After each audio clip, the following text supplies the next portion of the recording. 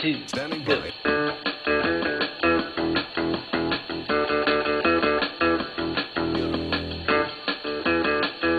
You know it. Here we go.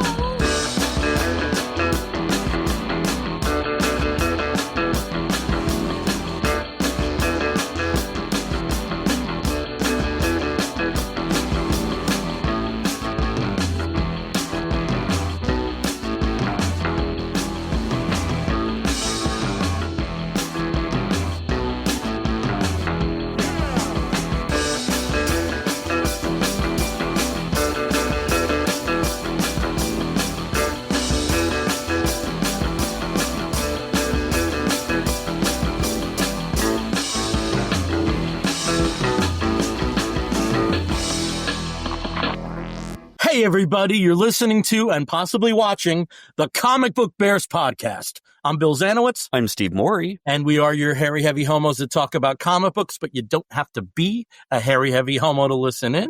And usually I wouldn't interrupt Steve so quickly there because we'd be presenting our third regular co-host, Mr. Caleb Alexander McKenzie.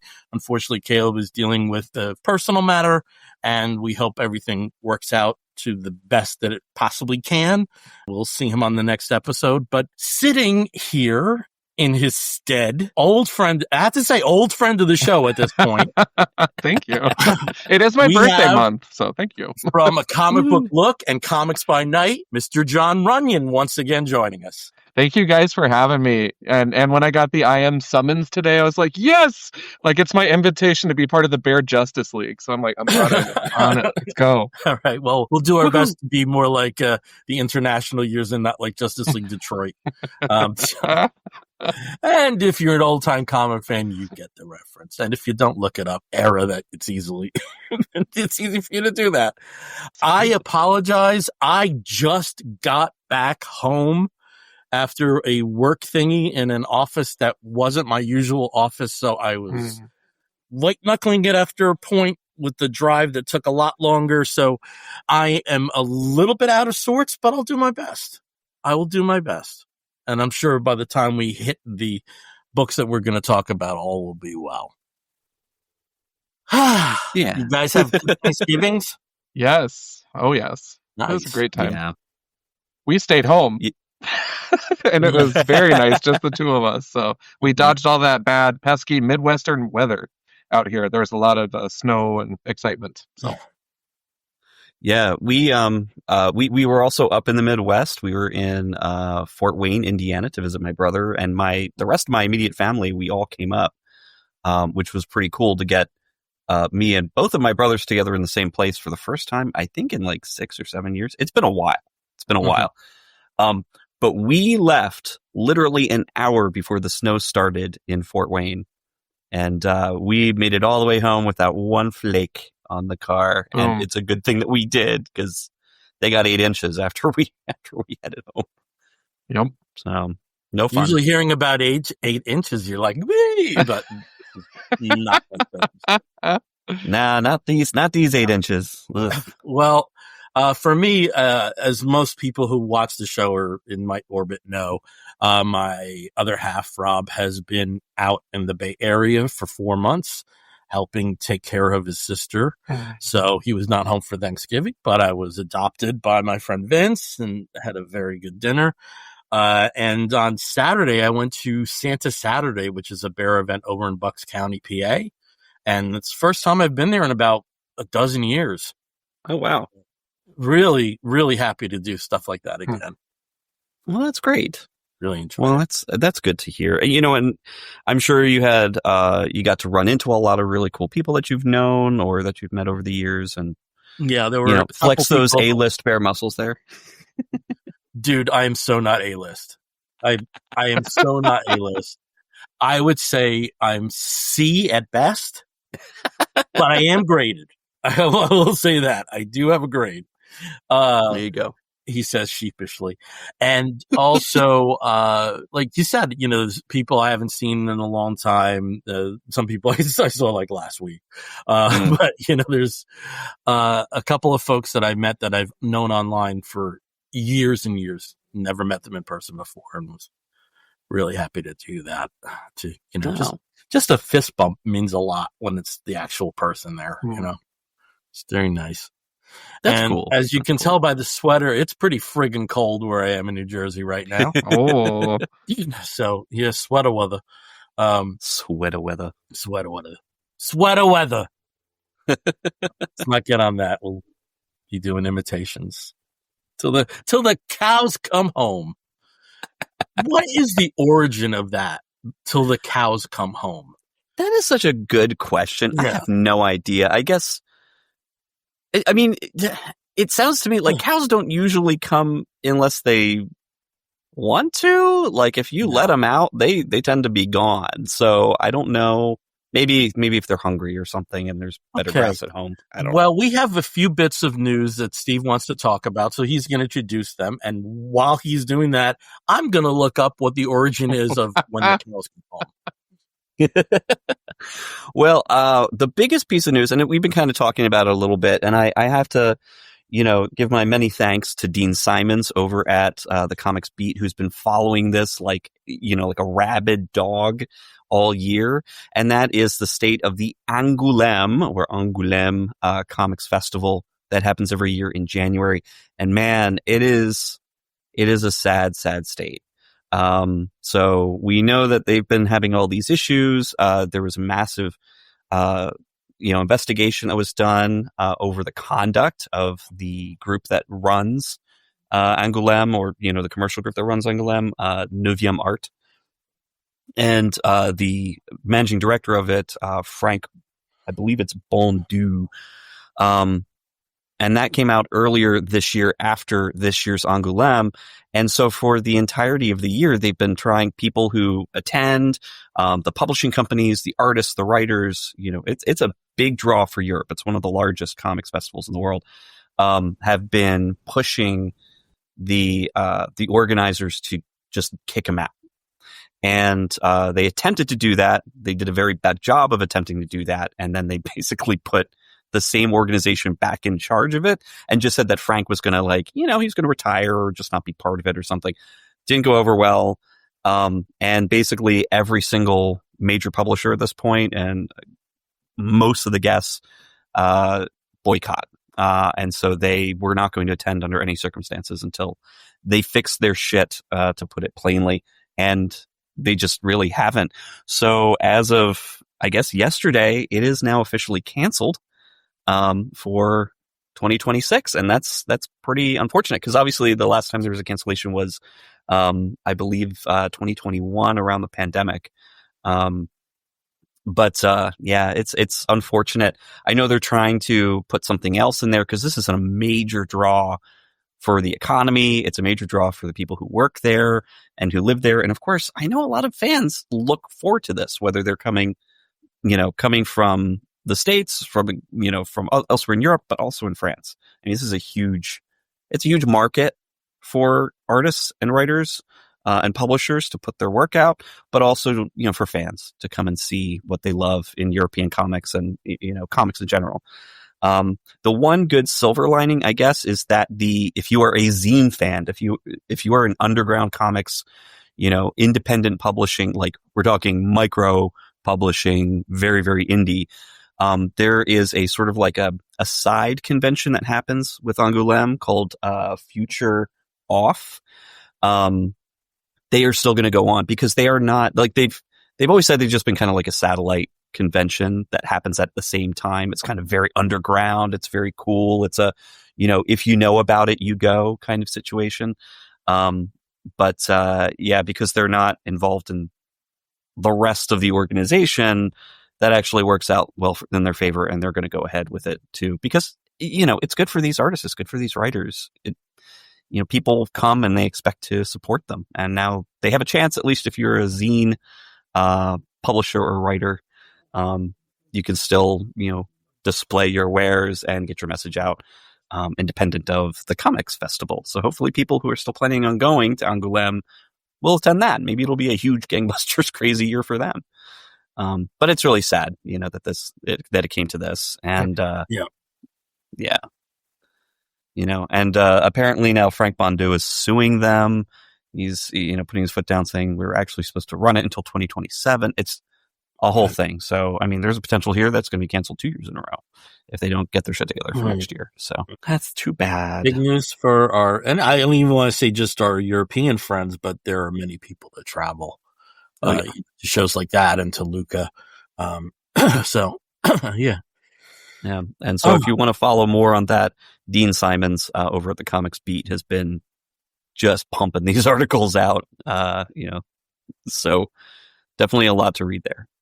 But that's, I think, probably one of the biggest news items. There was another couple things just around, the state of the comics industry and the stores themselves. Some stores have been doing amazing numbers this year, which is pretty cool. A few initiatives that have really drawn that out. I mean, big titles like Absolute Batman have been just selling like hotcakes. Also, the DCKO crossover event is so far has been doing pretty well from, anecdotally what people have been saying. And then of course the Ultimate Universe over in Marvel, there's a lot of sales there around the Ultimates and some of the other titles like Ultimate Spider-Man. So, there's always the old standbys like the Batmans, the Amazing Spider-Mans that still sell regardless. It's interesting, some of the speculation since the Ultimate Universe, this second Ultimate Universe is coming to an end, that there is some speculation that come next summer, there will actually be a Marvel Universe reboot. And I think normally I wouldn't be like, you're crazy. But kind of like the timing does seem suspect, especially given the sales of the Ultimate line. Yeah. Even a middling book like Ultimate Black Panther, I think most regular MCU titles would be happy with those numbers. So it is a little interesting. It's somewhat interesting. And you know what? Marvel, I could handle it. I'd be okay with it. We've had this for this long. It's not like those stories go away. And I'd be interested to see if they did have a line-wide reboot, where things would fall. I'm almost certain it would look more like the cinematic universe. I'm almost certain of that. Probably. But, DC's had, like 17 of them already. So, maybe it's time for Marvel to dip their toes into that. Yeah, I mean, I agree. Like, I think they have tried doing sort of like line-wide reinventions and reboots before. Yeah, but not really full reboots of continuity. I mean, it's, yes, Amazing Spider-Man had a substantial reboot of continuity, but, and I think, Steve, what you're talking about for the most part, has been tone of a line, and not necessarily, putting, past history into a blender and making a new drink out of it. Right. And I think also one of the big things that they tend to struggle with is the fact that X-Men kind of gets left out sometimes of some of these sort of like big, let's say, core Avengers, non-X characters like, Spider-Man, the Daredevil, that whole section of the Marvel universe. They tend to kind of do things a little bit separately, even though you have X-Men that end up on the mainstream teams as well. And, it gets kind of confusing, I think, when you have that. And I also think that when they have incorporated X-Men with the notable distinction of AVX, some of them have kind of been duds, like whether it's Axis Sixus? Sixus is what we call it, or IVX, IVX, that was unfortunate. It does seem that when you do involve the X-Men, I mean, it seems the only ones that had like some teeth that were aligned to the greater universe in full are like House of M. House of M. Onslaught to some degree. But plenty of duds in the mix there too. True. And the interesting thing about House of M and Onslaught is that there seems to be a lot of around those. It was a push kind of initiated from the mutant side of things. And that, because at least story wise, for sure. Like, everybody loves a mutant cause for, end of the world kind of situation. And so you either have Black Widow or you have the psychic baby of Charles Xavier and Magneto. But it's, there's some potential here for some really cool stories and some really cool just smoothing out of continuity. And, when you've got characters that go back to World War II, I mean, that's 80 years ago now. Yeah. And, they keep having to revise when they've pulled Steve Rogers out of the ice and when the Fantastic Four make their and their the space flight. Fantastic So Four is the greatest example of that because first Reed and Ben fought in World War II, and then it was Korea, and then it was Vietnam, and then it was the Gulf War. So that goalpost keeps getting pushed back.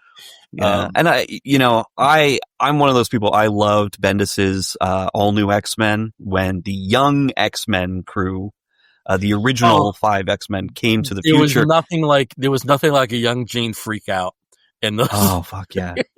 the whole crossover they had with Guardians of the Galaxy, where the Shi'ar Empire put young Jean Grey on trial. Vortex. The Black Vortex series. Yeah, that was good. And then they all got like weird powers for a little while and all sorts of cool stuff. I loved all of that. And essentially it would have created a massive, change to the whole status quo of the X-Men period. But of course they went back in time and they erased everybody's memory. So but that got kind of overturned with Miss Marvel this summer. So yeah. And also, just given the upcoming Avengers films, that's not such a bad time to enact something like this. So, well, I mean, Doomsday and Secret Wars, I mean, that's exactly, if they follow, what they've been hinting at is the incursions and all that stuff coming in and just flipping everything into a new non-multiverse, universe that smushes everything. I mean, that's kind of a perfect time to restart a lot of storylines and hopefully get some readers in the door, which apparently there are younger readers that are coming in, which is surprising to a lot of people. And I think, some of it obviously is manga, like manga's always big and has a big draw to a young audience. There are some things like, the Superman trade sales are very robust for things like, and some of them that are, I don't want to say all ages book, but they're younger reader friendly, like Superman versus the KKK. So Steve, it's John I want to talk to. John, do you have any thoughts about a possible Marvel reboot? Well, okay, a couple. So my first thought was, I was like, I had this one event on my brain, but I wanted to make sure I had the name correct, so that's why my screen lit up, because I had to Google it and cheat. But Operation Galactic Storm from 1992, spanning X-Men, Avengers, Captain America, Wonder Man titles, things like that, premiering the Shi'ar Imperial Guard. I geek out about teams in the Marvel Universe, so you know me, I love to hit the books and research. And I got this whole storyline while I was working at the comic shop here a couple of years ago and just cracked into it. And like how completely amazing Warstar was, the big green guy on the Imperial Guard that shoots the little guy out of his back. And how each member of the Imperial Guard just laid waste to teams of Avengers, right? And then we see them just get mowed over. Well, actually, no, they schooled the X-Men in the 90s cartoon, too, for the first match. But, it's just so funny when they debut a new character and how BA it is. And then, just, wipes out the whole Avengers team, and then the next go with the team, then the Avengers win, of course. But I like things like that.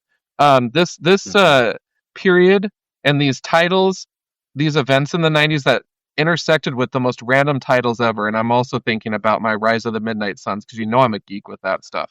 Right. And just how it pulls in things and just makes it so fun. In my opinion, it's also a financial nightmare and a space nightmare, don't get me wrong.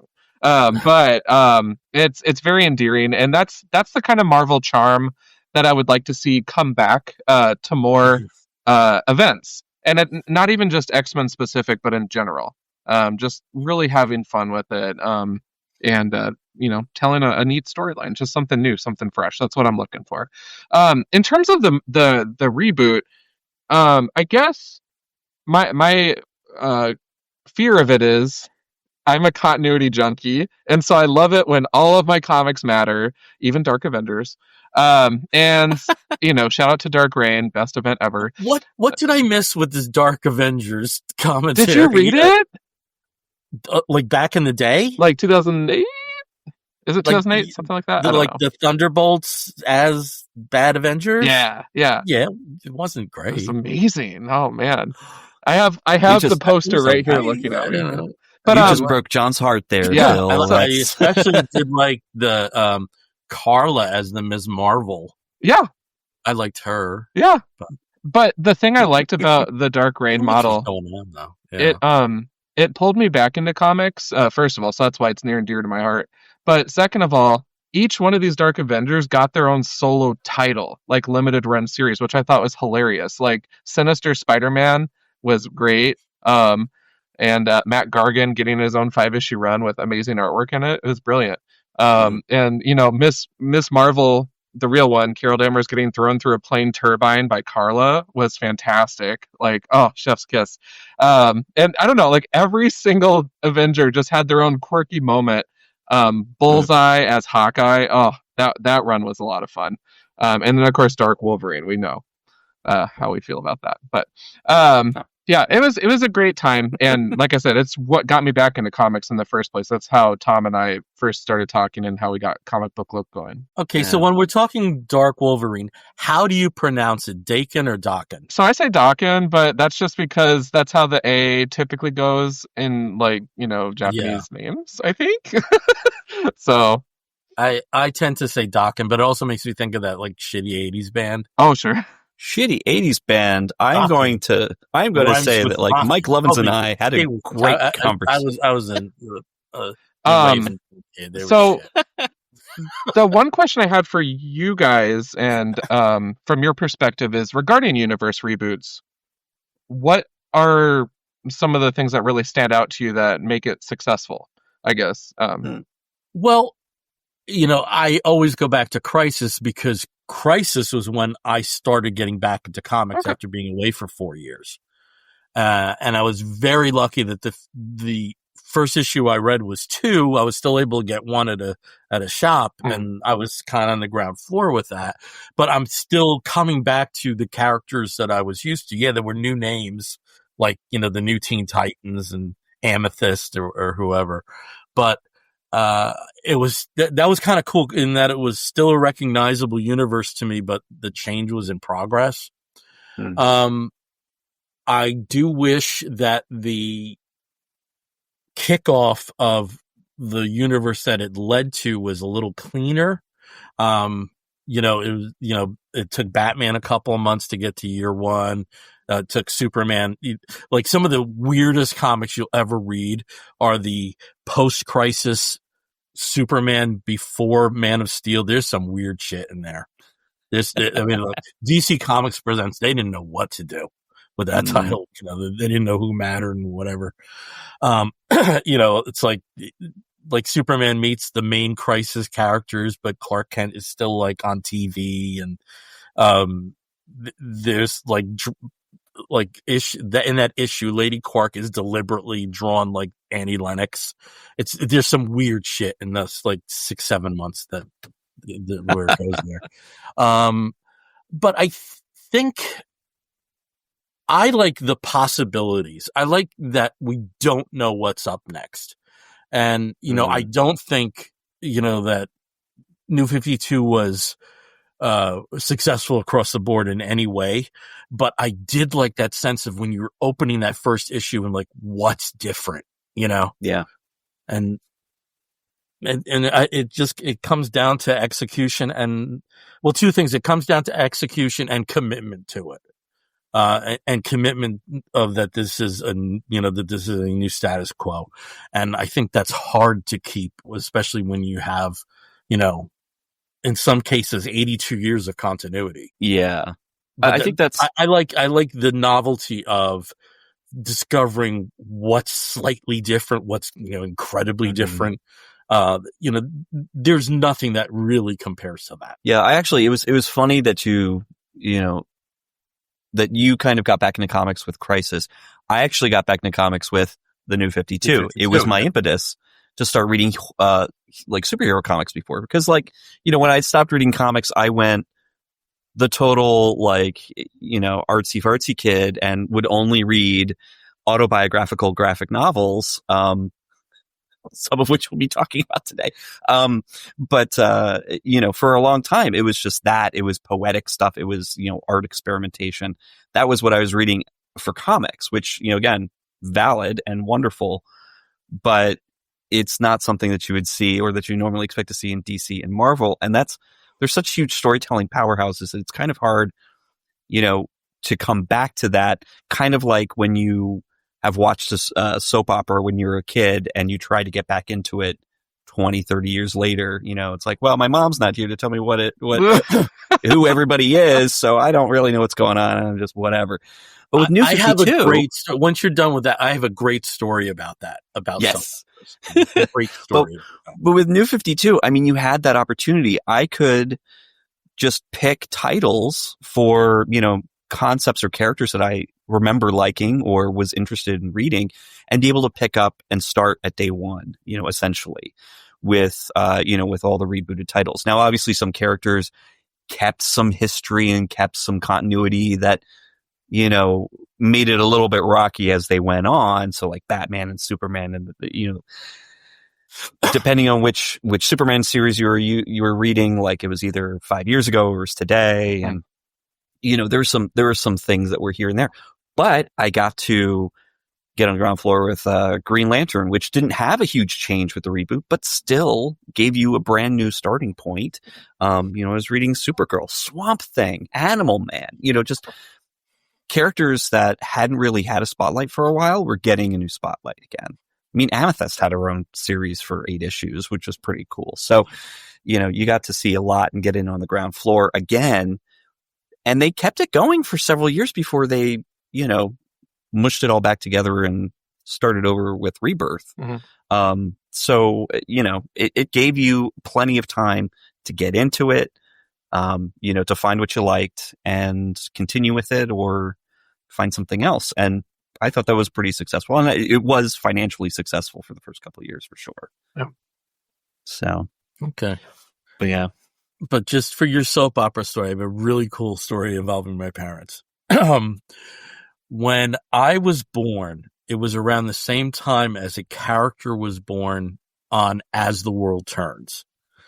And, you know, the last few months, my mother loved Dark Shadows. And she and her friends at work would, since the show aired kind of late, like 4:30 p.m., they would clock off at like 4 and stick around and watch Dark Shadows at the hospital. But she never watched the other stuff because she was working, you know. And when, you know, she was on bed rest before I was born, she got into As the World Turns, and my father was home as well many times. And there was a character that was born around the same time as I was, like just before I was, in 1967. They both had like a terrible cold, the terrible head colds in 1984. So, you know, at that point, I'm, you know, 16 years old or so. Yeah, about that, 16 years old. And that same character on As the World Turns was about 35. He had been in jail. He was lost in the Congo at some point and then returned. But the return guy was an imposter that had plastic surgery to make him look like, you know, and just like this, he was like blackmailing his own mother. And it was like all this crazy shit. And I'm like, and here's me, like, you know, barely able to like wipe my ass, you know, at 14.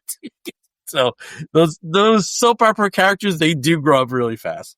Oh yeah. Well, hey, I mean, it's like comic books. It really is. It's comic books without the superpowers, and sometimes with superpowers, because there's always a storyline where somebody finds out that they're psychic and can see the future, or they're telepathic, or, you know, like what happened in General Hospital, getting abducted by aliens and can see through walls. So it's just. Apparently, Guiding Light went through a very big sci-fi phase too. Oh yeah, yeah, at some point. I've heard of these.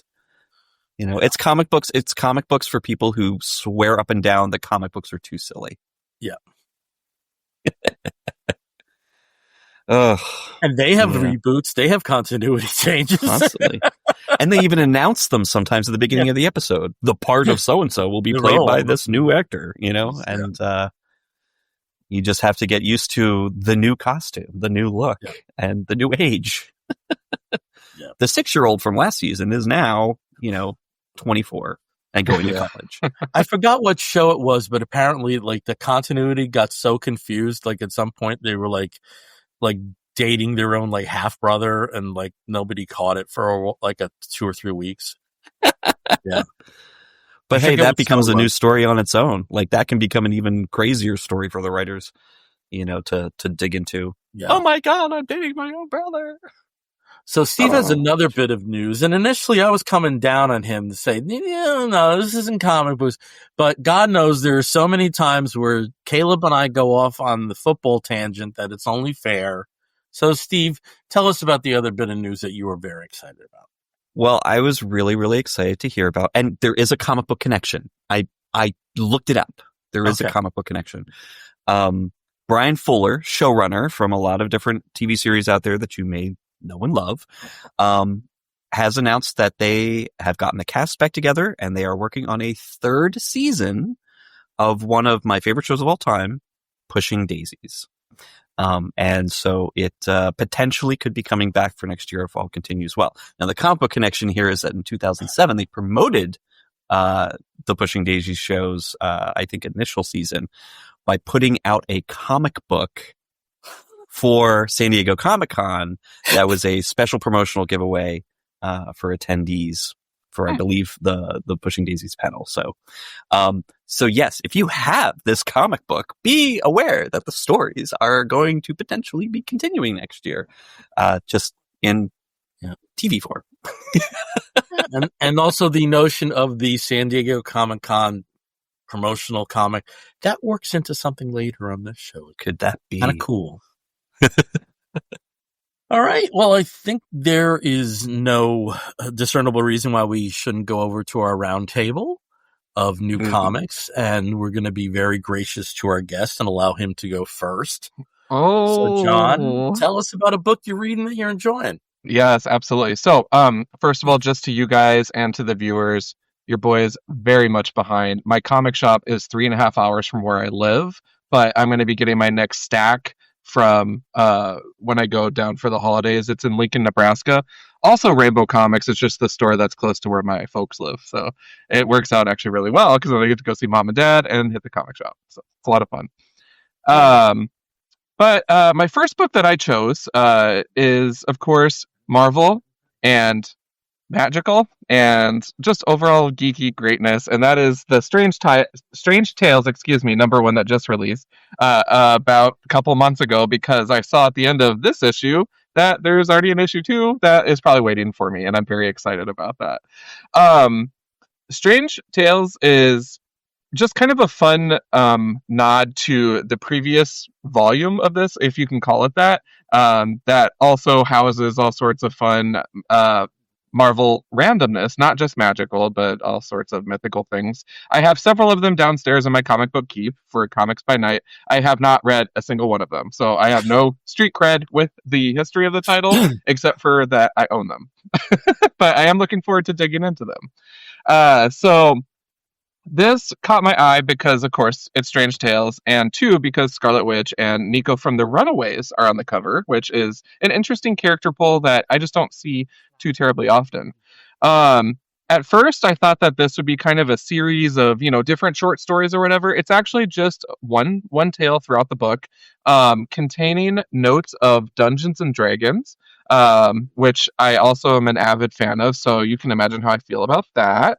But when you're pairing Nico from the Runaways, Wiccan, which is the son of Scarlet Witch or Wanda Maximoff, as well as his boyfriend, Teddy. And then the fact that Nico is dating Carolina from the Runaways is really cute and fun. And so for Halloween, the boys invited the girls over. Hey, stay off the streets. It's not safe. So come over here. We'll play D&D together and hang out, is the premise of it. And then the game goes horribly wrong. The Scarlet Witch comes through and kind of saves the day and figures it out.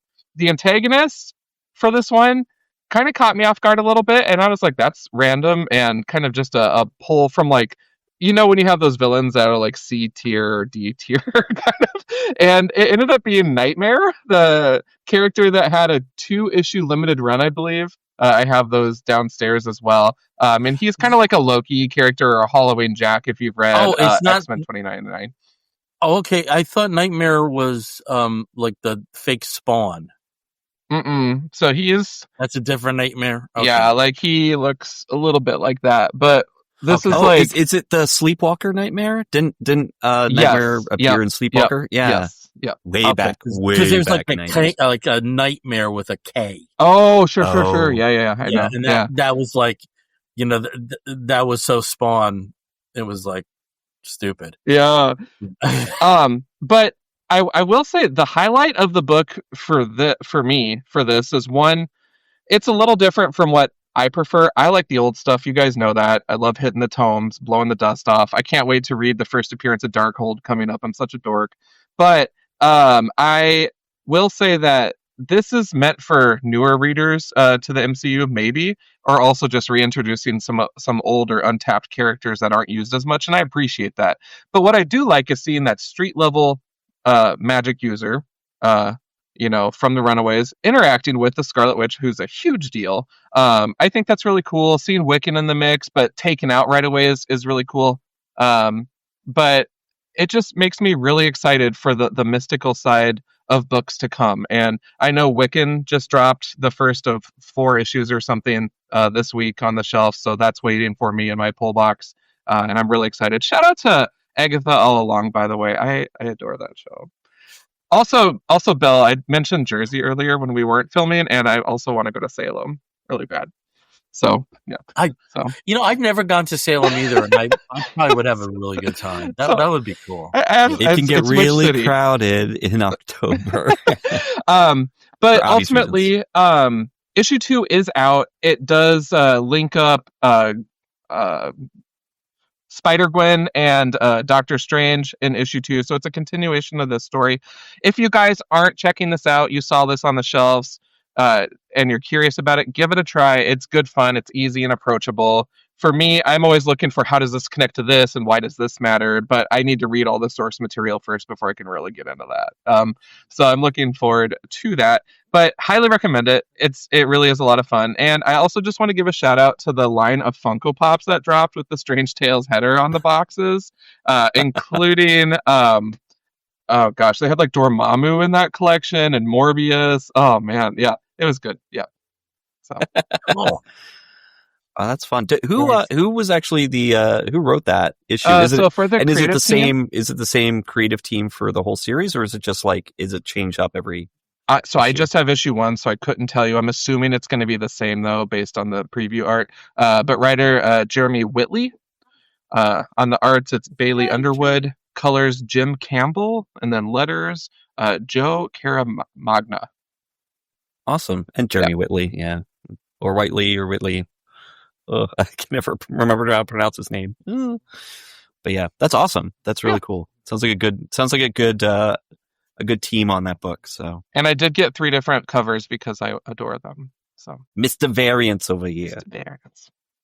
Okay, well, I'm going to talk about a book from the other one of the big 2.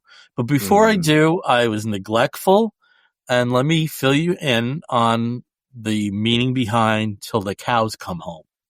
Oh. So the term Until the Cows Come Home, sometimes written as Till the Cows Come Home, means for a long, indefinite period of time.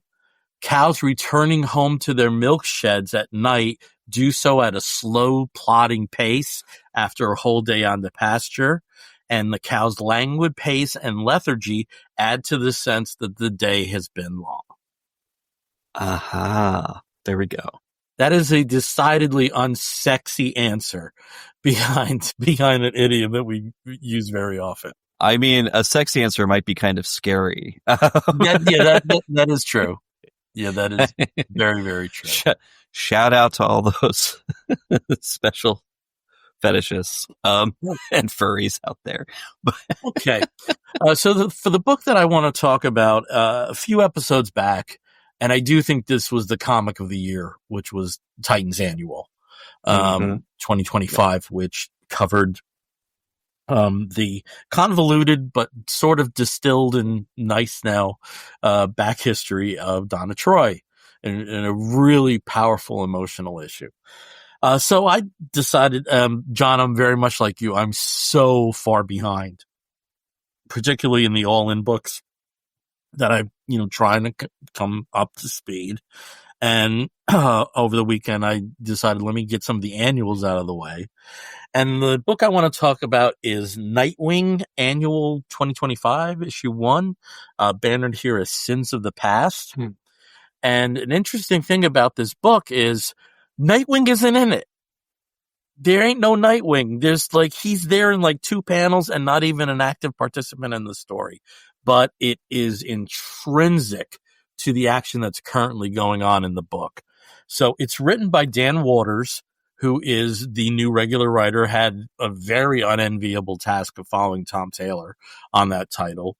And the artist is Francesco Francavilla, who, is very much known for horror and pulp era stories. I'd say probably his most high profile gig has been Afterlife with Archie. That probably is, there's some other cool stuff in the mix, like Zorro and Black Beetle and that weird Captain America Black Widow team up that went on for issue after issue after issue. So his choice is a little strange because this decidedly is not pulpy. It decidedly is not horror until you get to a few pages in and you think, hey, this is one creepy, scary story. So where are we with Nightwing Sins of the Past? In the book, in Nightwing right now, there's been this presence of the Zin and the Circus of Sin. And the notion behind the Circus of Sin is that they are anti-superheroes because the sense of wonder that superheroes instill in society once was the domain of the circus performer. And I think that's a pretty interesting take on, a cultural element like that. And, Steve, if you want to go through some of the panels here, if you're familiar with the, Batman the Animated Series lore, the comic book Batman, a kind of pulpish analog in that universe is the Gray Ghost, and stunt casting of all time, Adam West voiced the Gray Ghost on the series.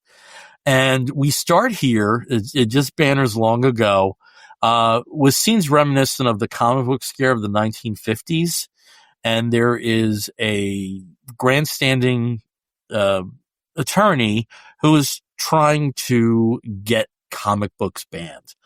Now, everything old is new again, and we're in a very strange world where books that should not be banned are getting banned for the most inane reasons.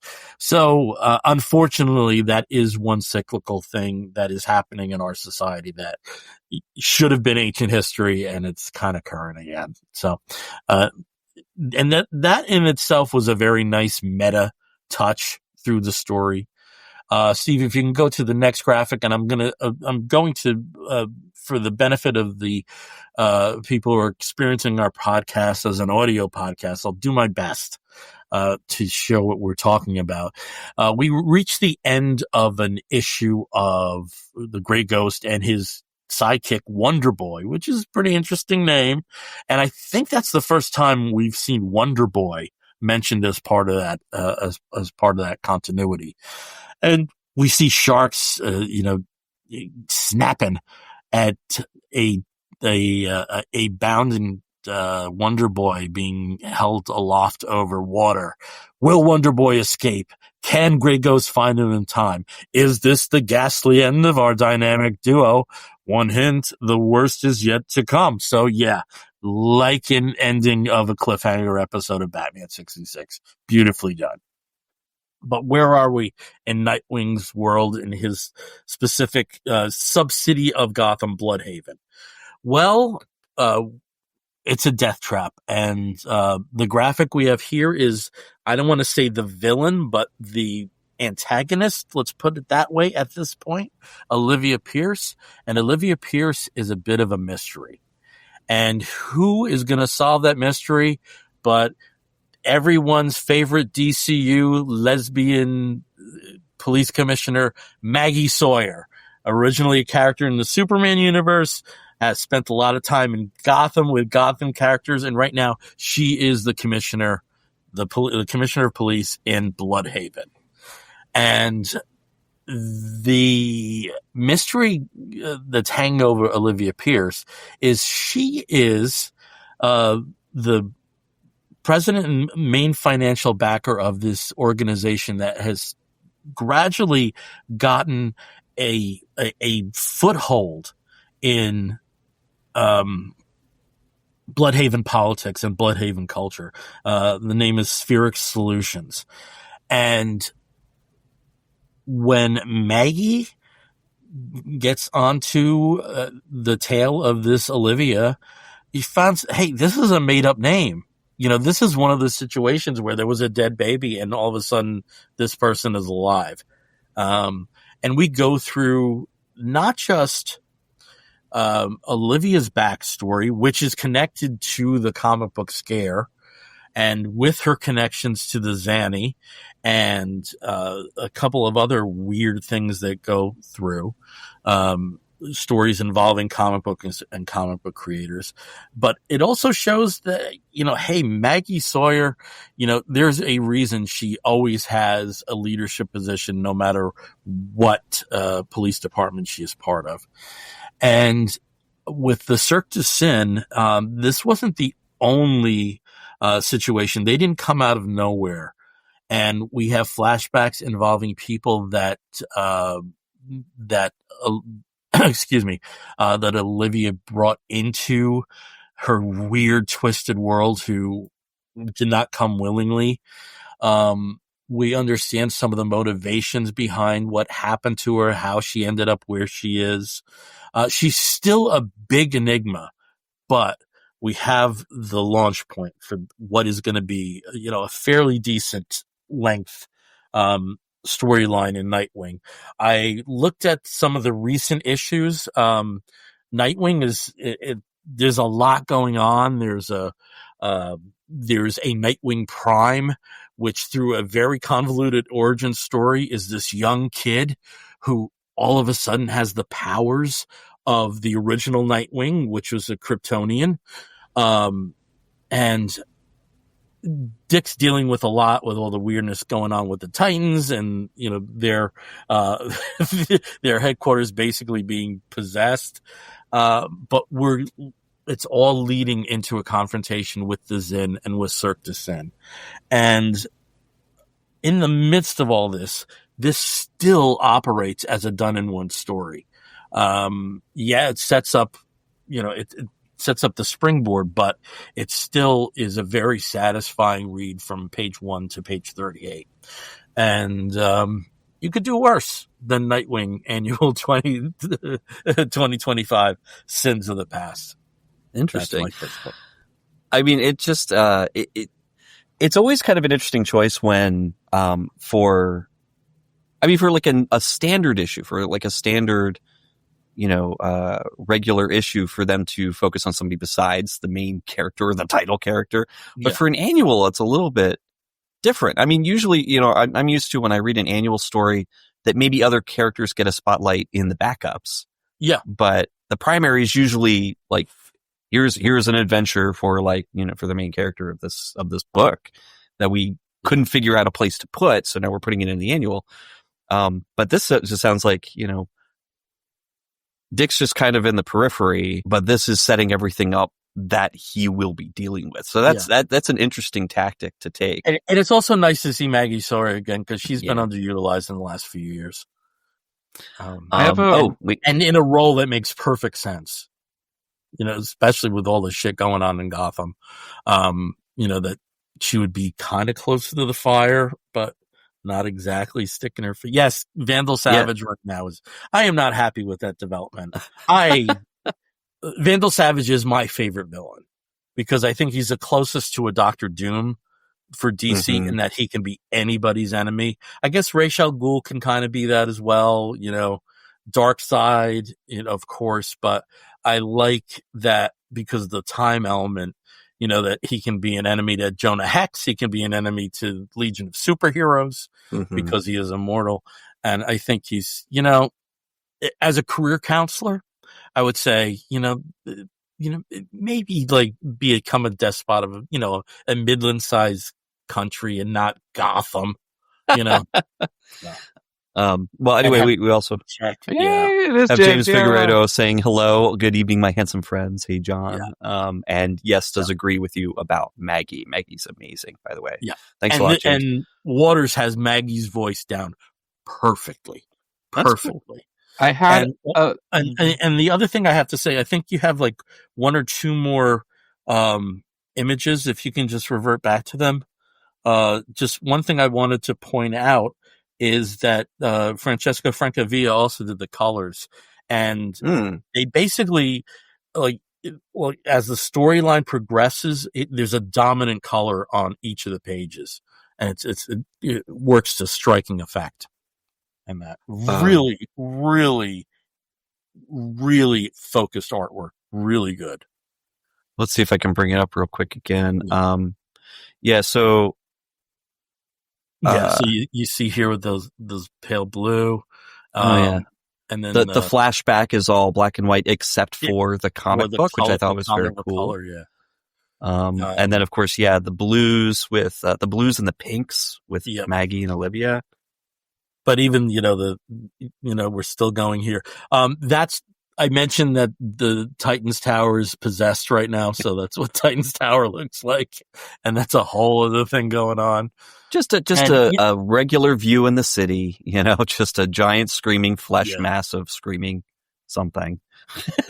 And poor Bitewing, which is Dick's dog, is in the tower and he's transformed in there. But the one thing is he actually can talk to Nightwing right now, at least for a little while.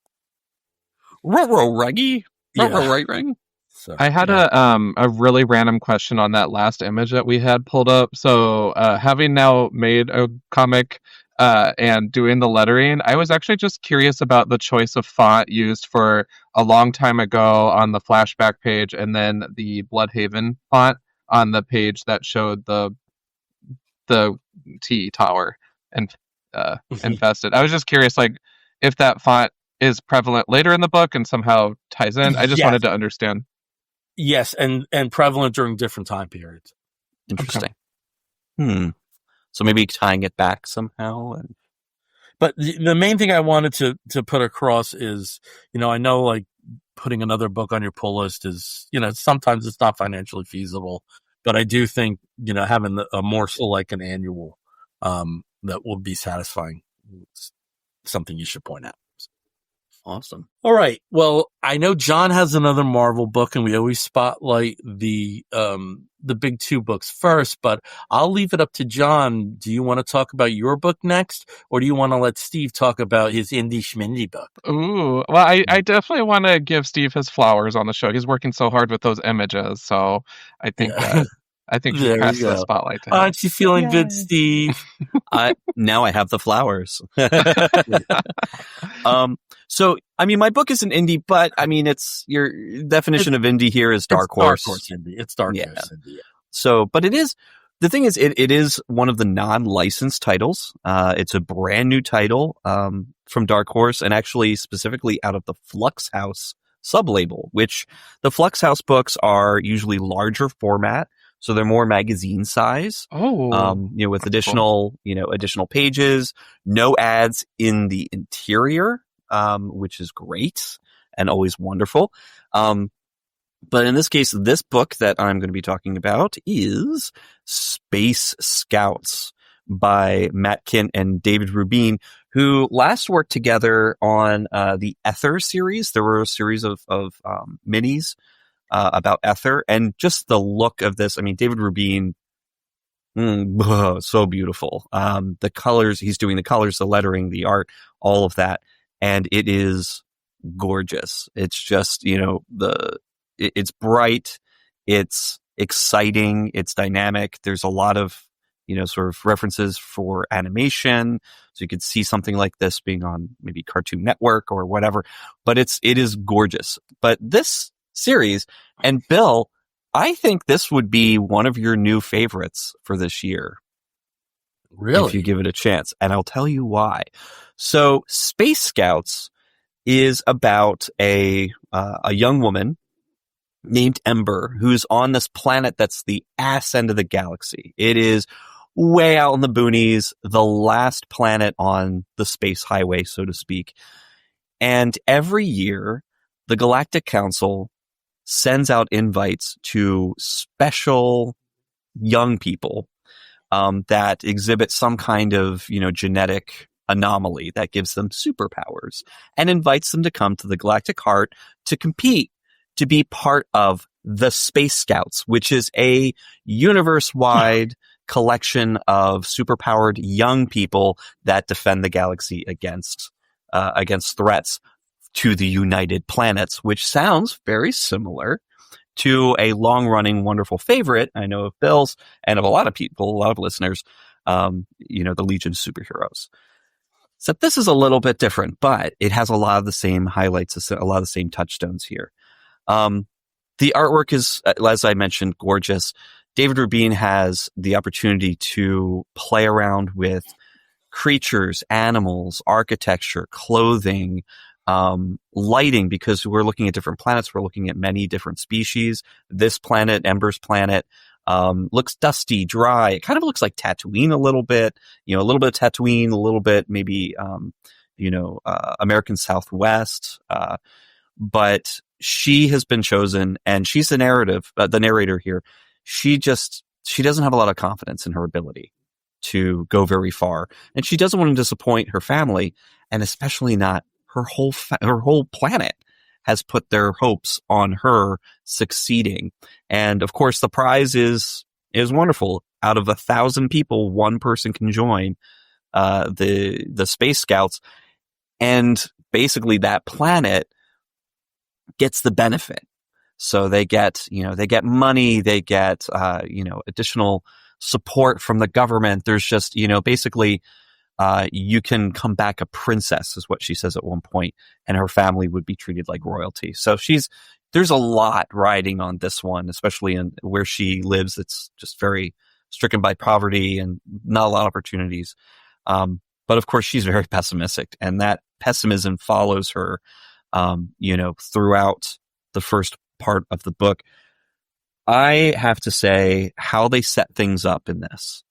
There is a plan at play when she and the other 999 contestants are all introduced to the selection process. So they have races, they have physical demands and physical competitions that they have to do, and then the final 100 they're put through all these other intellectual tests and emotional tests, and she discovers early on, and I think as the reader you get clues, that someone's putting the thumb on the scale for her.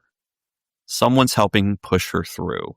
And there's a hint that it might be some of the original Space Scouts see something in her that could maybe change the game. And we're not really sure. I mean, there's an element here where, people are treating these Space Scout initiates almost like characters on Love Island. They have followers, they have social media, and supporters, people that give them likes or don't follow them if they don't like them. And that kind of plays into it. They're constantly on camera. They're constantly being scored for the galactic public, very obviously. But there's something that she's got that they want. And so she tends to go through, and even in sort of the final test or the second to final test, she realizes that she does have more power here than she thought. And she actually chooses the final 10 contestants for the last test, which will take place in book 2. It is a 3-issue miniseries. It comes out bi-monthly, so the next issue will be on the stands December 17th. But it is such a great story. The characters that get introduced, they're all, super powered individuals that have different, alien looks to them and all of that stuff. She's introduced very early on to a speedster whose name, of course, is Hermes. There's another thing that I think that Bill really loves, and I know a lot of people do. There's dossier pages in the back for each of the characters. Well, not all the characters, but some of the main characters that you encounter, including... Oh, you sold me. Yeah. What's really great... hot moo. What's really great about some of these characters, so here's one. This is Adreno, who comes from a species that has like severely underdeveloped adrenal glands, so they are super daredevils trying to feel something. But his adrenaline, when he does get it pumping, make him stronger and bigger. Is that a Giffen era smirk or what? Absolutely. And his boyfriend, canonically according to the dossier, he was my boyfriend. Okay, is Bro, who is also dumb as rocks, but they get along great. But you have other characters too. They even highlight some of the original, the original Space Scouts, the ones who started it, and they have a tragic backstory that's hinted at as well. So you have some of that comes through in the pages on the dossier. You see what they were when they were young and idealistic, and now that they're old and kind of cynical. Yeah. And even some characters that have this really insane backstory that only get maybe 3 lines of dialogue in this. But it's great. So it's wonderful. And it's you Matt mentioned Kindt. About the upcoming series. So is this kind of almost like a 0 issue? No, this is only it's a miniseries. It's 3 issues. This is issue number 1. And it will be released. I want to say it's bi-monthly. So this one came out. Okay. I misheard you. It sounded like there was, after this, there was a 3-issue series. That looks kind of cool. It looks like, Legion of Superheroes on mescaline. That's a great way of describing it. That looks very cool. And also, I'm not somebody who has read all of Kindt's stuff, but certainly loved Mind Management. And it looks like, or somebody I know calls it Mind Migament. Mind Migament, yeah. Mind MDMA. Mind Management in a while, so yeah, it might have sold me maybe on the collected edition, provided the back matter's in there. I hope so. Yeah, so I hope so. Yeah, cool. No, I am interested. Absolutely. Yeah, I read this and I was like, Bill needs to read this as well, just because it's the base concept is something that we love from DC. And we don't usually get to see very often, although we have a form of it this coming year. Up. Yeah, we got Joshua Williamson on. See, that was a bit of news we could have mentioned. Joshua that's right. Next year, announced for Legion of Superheroes. Yeah, so but, I won't be satisfied until we get the Hickman, because that will revolutionize the comic industry. Williamson's solid, and he's enough of a traditionalist that I think. Mm-hmm. Would work well with a lot of the criticisms over recent reboots involving that particular franchise. So, yeah. Joshua Williamson, I'm trying to think, did he do the Valiant books during the... Yeah, he did. He did a lot of the more recent Valiant books like Harbinger. I could have sworn he was a DC exclusive, but he's not. Well, this is a while ago too, but I think I'm saying I think he has a Marvel book coming up, and I think he also has like a Valiant book, a short Tales one, of Shadow Man or something, probably. Yeah. So cool. One really cool Williamson book, since we're on Dark Horse right now, his take on Captain Midnight was so cool. I wish there had more prominence as a franchise that people would go to that, because it kind of is like Captain America in a sense, in that he's time displaced. The thing is, for him, he struggled with the morals and how you know, the advanced role of women in our current day and everything like that. But the technology stuff he's completely comfortable with because he's a futurist. So that's a really interesting take on the man at a time. You know, it's like they have to shut him up because he's about to say something, you know, just slightly racist or very sexist. But in the middle of all this, he's having the time of his life because the technology has caught up to his brain. And, you know, he grows up a bit as time goes on in the series, but I think people should seek that out because it's good work. Yeah. Yeah. Oh, that's cool. And it's Dark Horse. I'm so sorry for coughing, guys. You know, I basically ran here and I haven't caught my breath yet.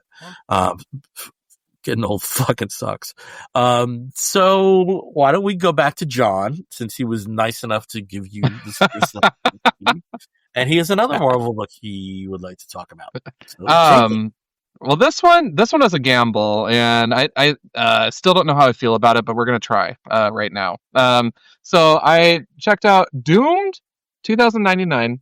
The reason why I scooped this one up was not because of the foil cover. It was not because of all the hype with Doctor Doom. It's because it had 2099 on the cover. I love my 2099. The main reason why I love it is because I am obsessed with X-Men 2099. I love the whole run. I need to reread it again sometime soon, actually. I freaking adore it. It was just something that my brother actually collected and then passed on to me, and I just remember reading it over and over and over again as a child, you know, and being like, this is awesome!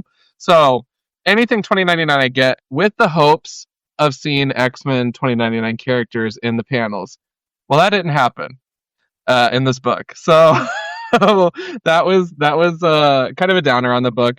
The other thing that I will mention here is that as I got into it, I opened up the first couple pages and I'm like, oh no, this is a tie-in with the One World Under Doom event. I'm such an idiot because I have the majority of that event. The main book, I just haven't read it yet. I did read the Thunderbolts. That's a whole nother review. But I without having read the main event, I lost a lot of maybe what is currently happening in here, which was kind of a bummer. But the premise of this book is that Doom from 2099 is looking back saying, I need to not be the Sorcerer Supreme. This is going to be a problem. And so he has evidently attempted this several times, confronting present-day Doom and never succeeding, which I find really weird. If you're the Doom from the future and you're the same person, you would think that you could overcome that, maybe. I don't know. Especially with multiple attempts. But there were some fun moments in this book, right? And Marvel's really good at that. So Doom 2099 assembles this random team that has Maestro, the old Hulk villain, Old Man Logan, Cosmic Ghost Rider, the Phoenix, like Rachel Summers, you know, characters like that, going up against present day Doom. And one of the funny moments in that was Old Man Logan asking Maestro Hulk to throw him. like how Wolverine gets thrown all the time. Was it the Cannonball Special or whatever it's called? And so Maestro's like, what? Like, no, I'm not going to do that. And then he ends up doing it anyways. But it's just the disdain of that moment was beautiful. It was great. And probably one of my favorite moments in this issue. Ultimately, present day Doom, of course, being the Sorcerer Supreme, takes everyone to church, including Cosmic Ghost Rider. Cosmic Ghost Rider attempts to do Penance Stare, which is the famous Ghost Rider move that if you have any regrets, those are going to be amplified times like a trillion, and then you're going to, die. And Doom has no regrets. So that didn't work out so hot, and it backfired and got mirrored back to himself, so Cosmic Ghost Rider was out of the fight. Bishop absorbed an energy attack from Doom. Doom redirected Bishop's follow-up blast to take out, two of the team members. So it's kind of a fun play-by-play to watch how calculated of a character Dr. Doom is. It's definitely true on that note. But I will say that I think that Dr. Doom 2099 kind of got nerfed a little bit for the sake of this issue. I think that Dr. Doom 2099, the original run, I've read about 50% of it or so. I have the majority of it now. I just need to go back and like reread the whole thing. But my understanding of the character is that he actually is a force to be reckoned with, and coming from the future with better tech in theory and an understanding of oneself, you would think that, older, wiser, maybe this would have gone differently. I don't know.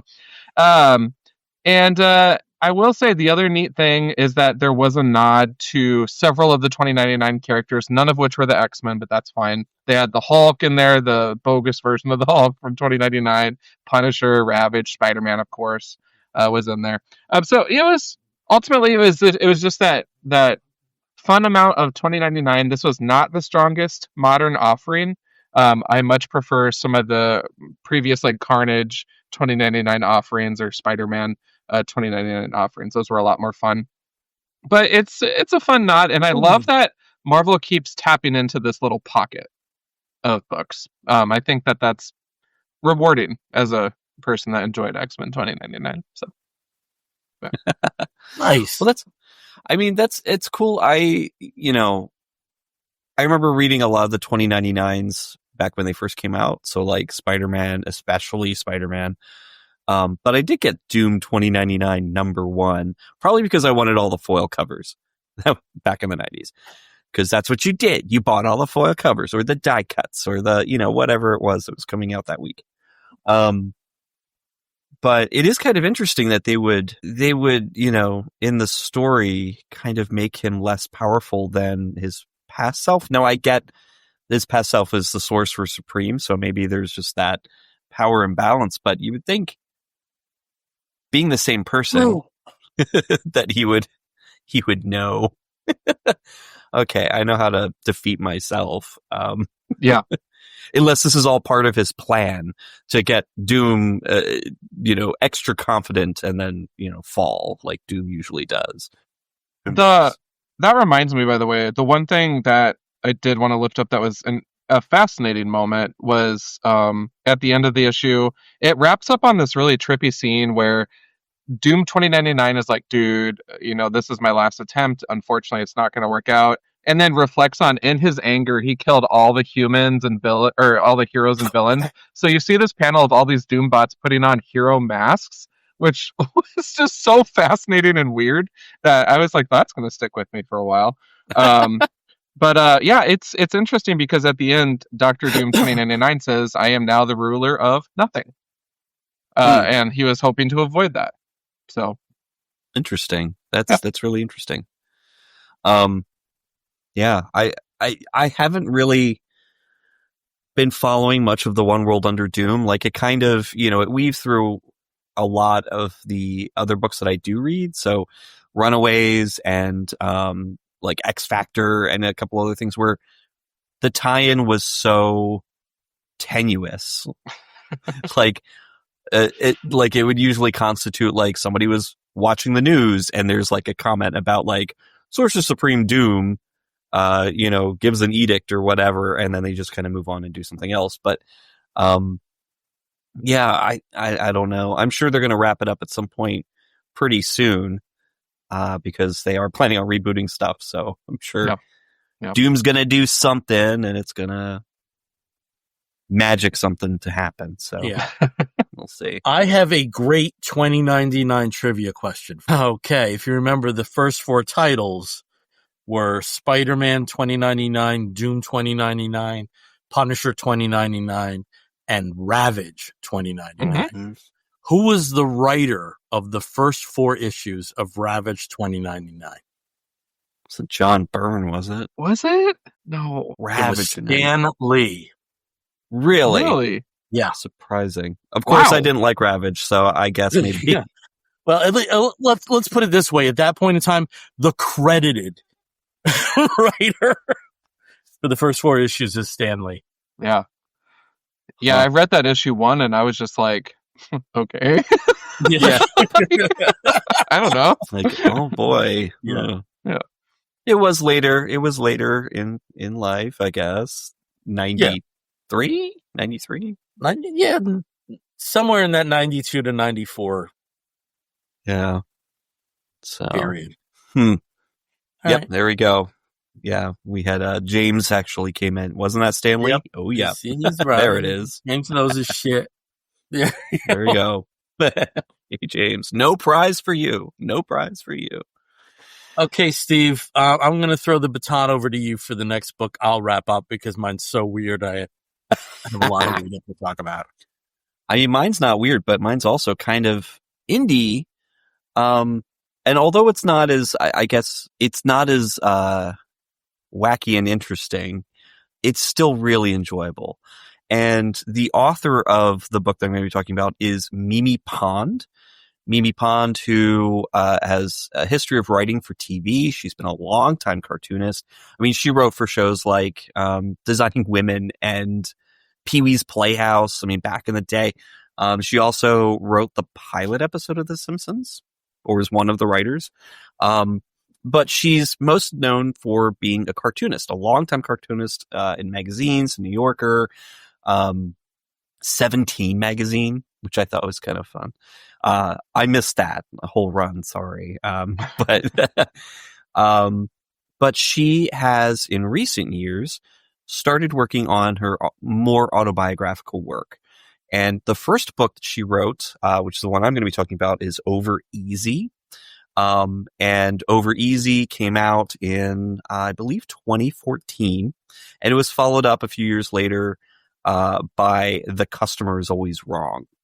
And this book, I say that it's autobiographical. It's more semi-autobiographical.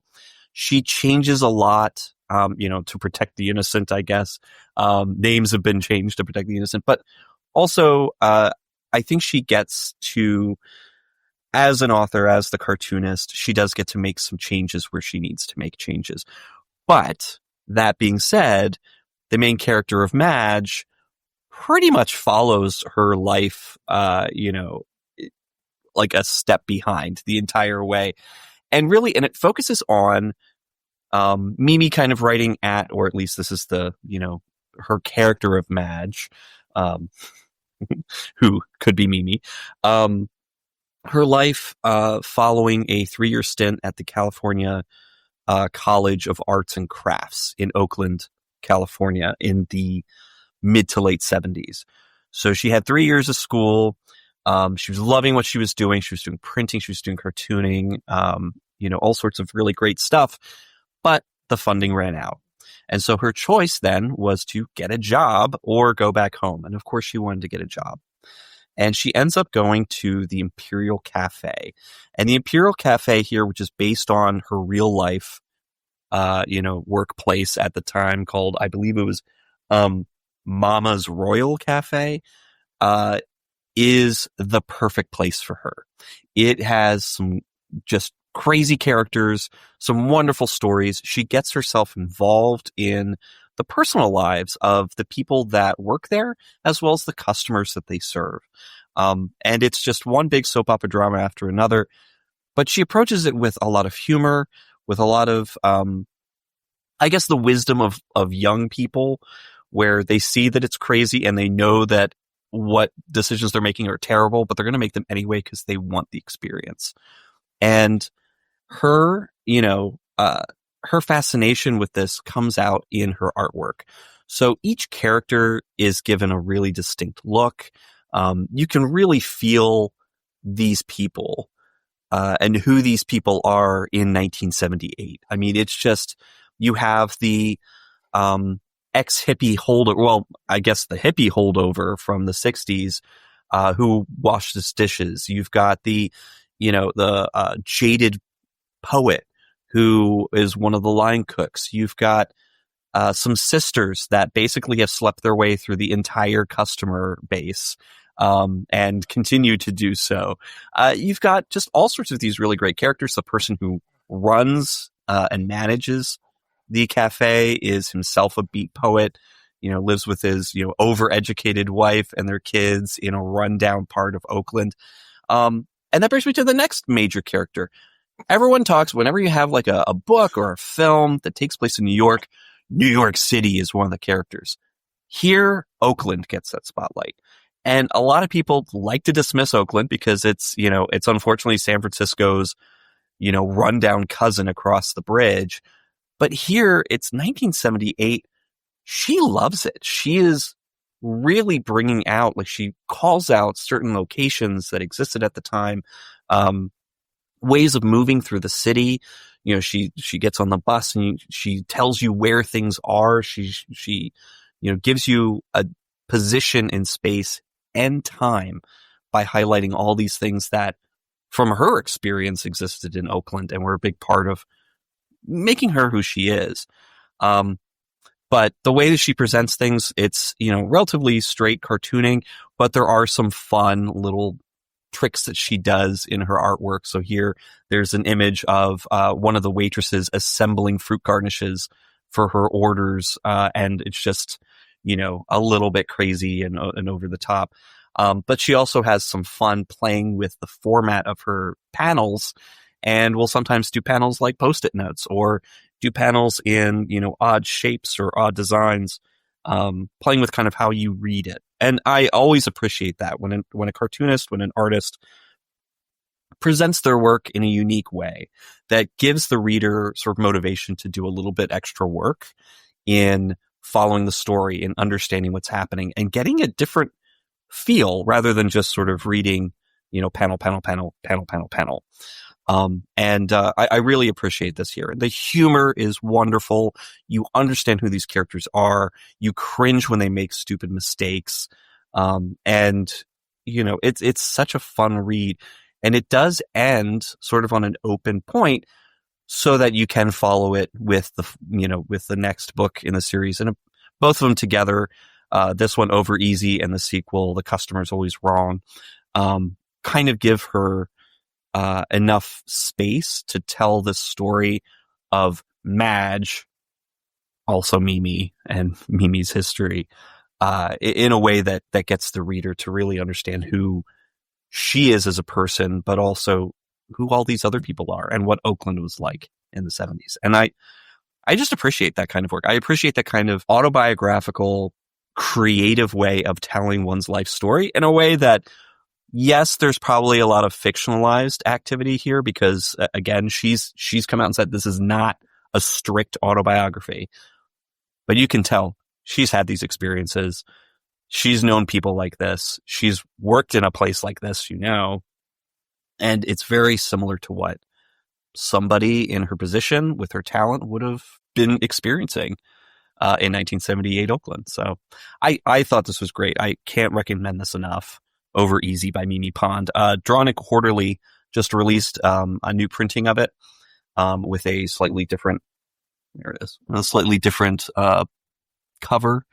And I think that was more to help promote her new book, which is, I believe it's called Do Admit, The Mitford Sisters and Me, which is a biography about the Mitford sisters from the 1920s, and also specifically a bit of autobiography, a bit of memoir for her as well. She compares herself to these sort of famous sisters that were part of high society. So that one is more, I think, more directly autobiographical, sort of mushed together with an actual biography of other famous people. So really interesting stuff. I can't recommend her enough. She's got a great voice. So yeah. And Bill's on mute. I have to say that I'm actually more familiar. I knew the name, but I'm a bit more familiar with her husband, Wayne White, because of a lot of his illustrations for rock and country oriented projects. I never put the two of them together. It turns out they're married. Yeah. But it seemed that her name would be mentioned, but I never caught it was because of the marital connection. I just thought it was because the art styles were similar. It's very interesting. Yeah. Can you bring up that page with the plate in the middle and the panels everywhere? Let me pull that up real quick. I'm putting Steve on the spot here. It just takes a couple clicks. This is good radio. Okay. First of all, I just wanted to see it again. I am obsessed with this layout, and let me tell you what, like, the most random book or character can really pull me in if there's dynamic work like this, where it's fresh, it's new, it's relevant, and it challenges the reader, and it just takes your mind and pulls it in all sorts of different ways and shapes. Personally, I would love to see like more Doctor Strange volumes like this, characters that thrive on chaos or enchantment. But I am just obsessed with how she played with the notion of tickets everywhere. Oh man, that's brilliant. Okay, cool. Now, Steve, you're on mute. There we go. Thanks. It was a scene that took place right after she had started as a waitress. Because when she started there at the Imperial Cafe, her character is a dishwasher. And so spends, several weeks as a dishwasher before she's given the opportunity to be one of the waitresses. And the way that she presents how terrible of a job she did is perfect with the layout of the tickets. And they're all things that she gets wrong, giving somebody their ticket face up, their check face up, getting the wrong order, taking forever trying to figure out the ancient check cash register that only goes up to $9. And so you have to keep hitting it. Just a bunch of really fun moments, that continue. And there's lots of, sections like that. So I like that kind of creativity for, when telling sort of an interesting, story, especially one that the person actually had. And speaking of creativity and presentation, Bill, I think we got to talk about your book. Oh boy. Okay. So this book, I came about it in a very strange way. One of the local shops here has a very, very nice, Black Friday sale, and they're dollar bins, of which they usually have about like 60 to 80 long boxes out. They're huge. It's a huge sale. We're down to 50 cents. And, a lot of that for me is a lot of fill in the blanks. So I filled in a lot of 80 Strange Tales with Doctor Strange and Cloak and Dagger. I filled in a lot of Gen 13 and DVA and Stormwatch from Wildstorm, a lot of Avengers, a lot of Captain America. But in the midst of all this, I pick up Nocturnal Emissions by Fiona Smyth. Now, this may look very contemporary.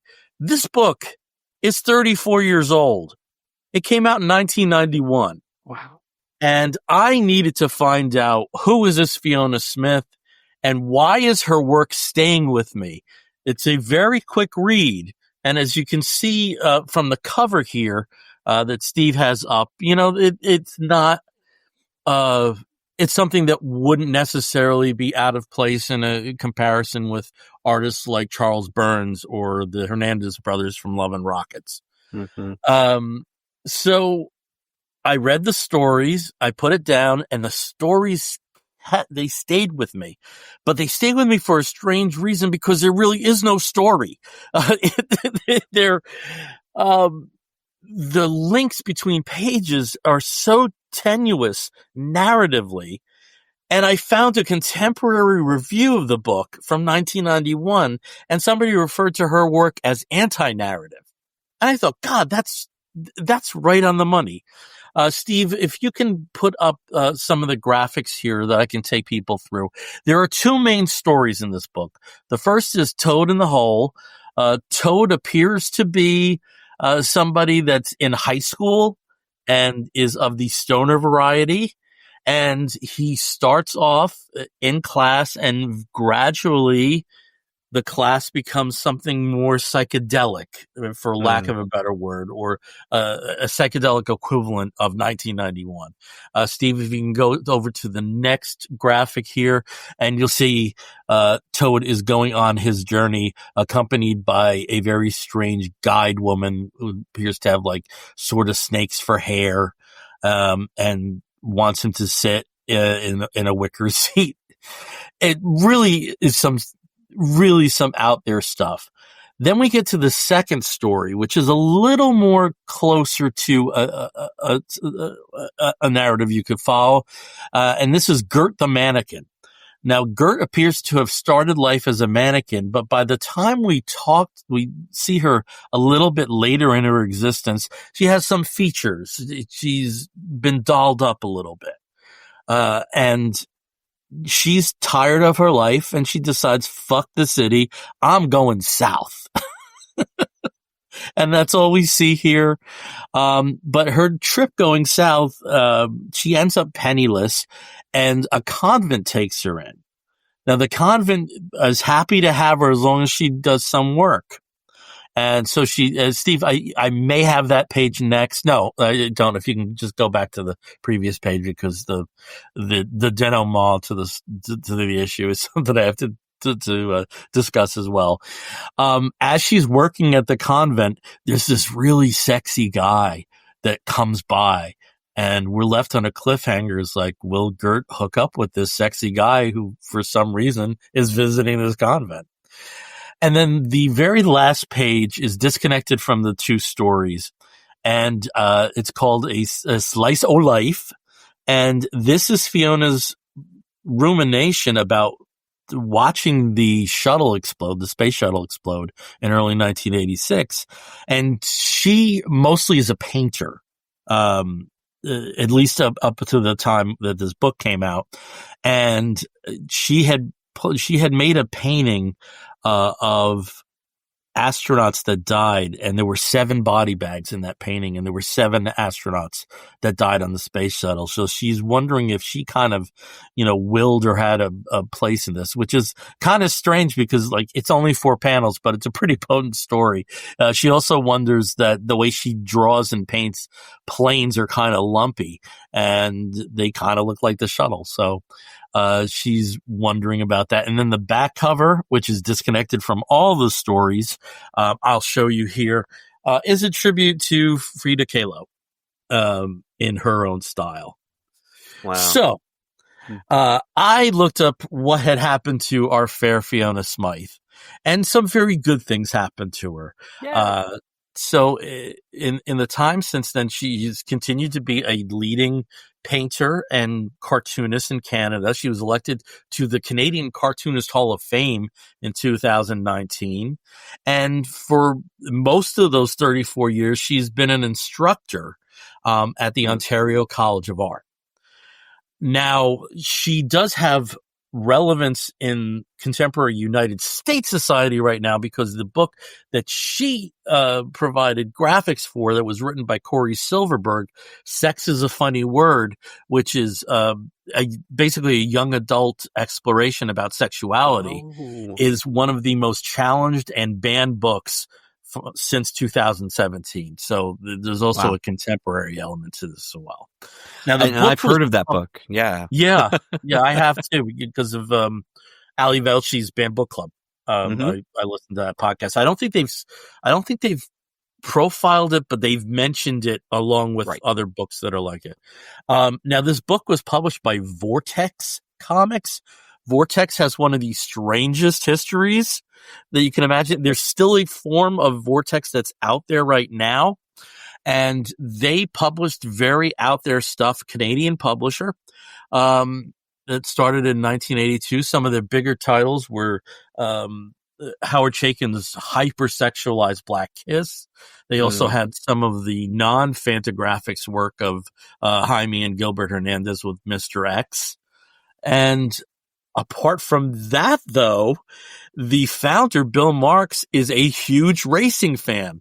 So in the midst of all these really avant books, there are very conventional comics about the Daytona 500 and superstars of NASCAR.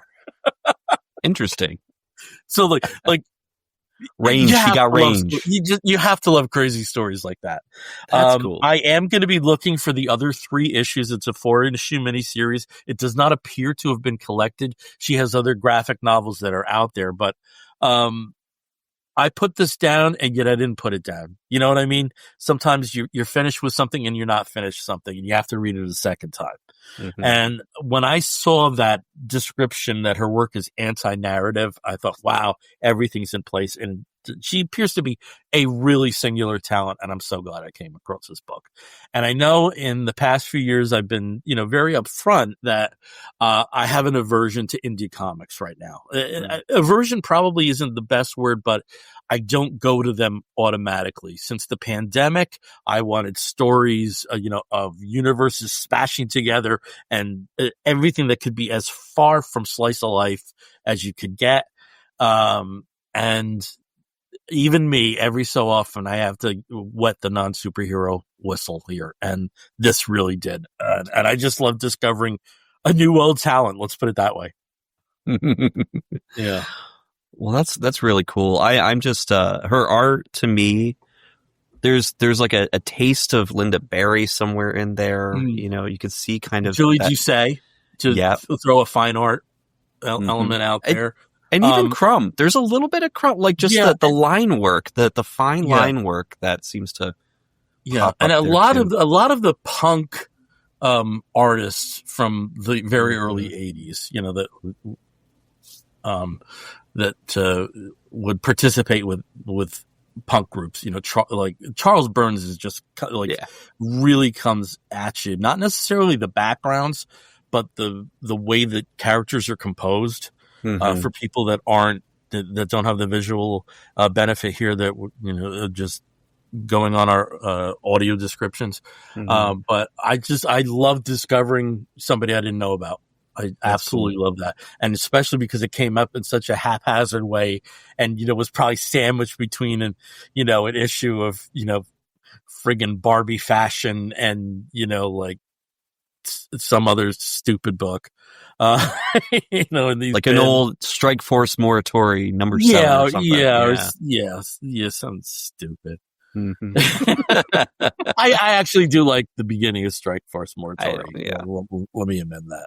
It came to mind because that's how, when I was a kid and I would frequently do the 4 for $1 box. That was like that was like kid in a candy store when it came to the 4 for $1 box, because my store at the time when I was a kid, Starship Excalibur of Lincoln, Rhode Island, they would put the weirdest shit in that 4 for $1 box. I got all of my issues of Nexus from there. 12-year-old kid just pulling out Nexus. Got there was some early Cerberus that was thrown in there, just random single issues. And then you would have NFL Super Pro, like the book that I paid full price for just 6 to 12 months earlier, now being quartered out. But, you would get some really crazy random stuff that would be probably the only way that you would run into it, because you wouldn't see it on the main shelf. Yeah. And I was just so happy to come across something like this. And, just that feeling of like I said before, with something you put down, but your experience with it isn't over. That's kind of rare. Even like books you love, sometimes it's like, okay, I've closed this, I'm on to the next one. This lingered.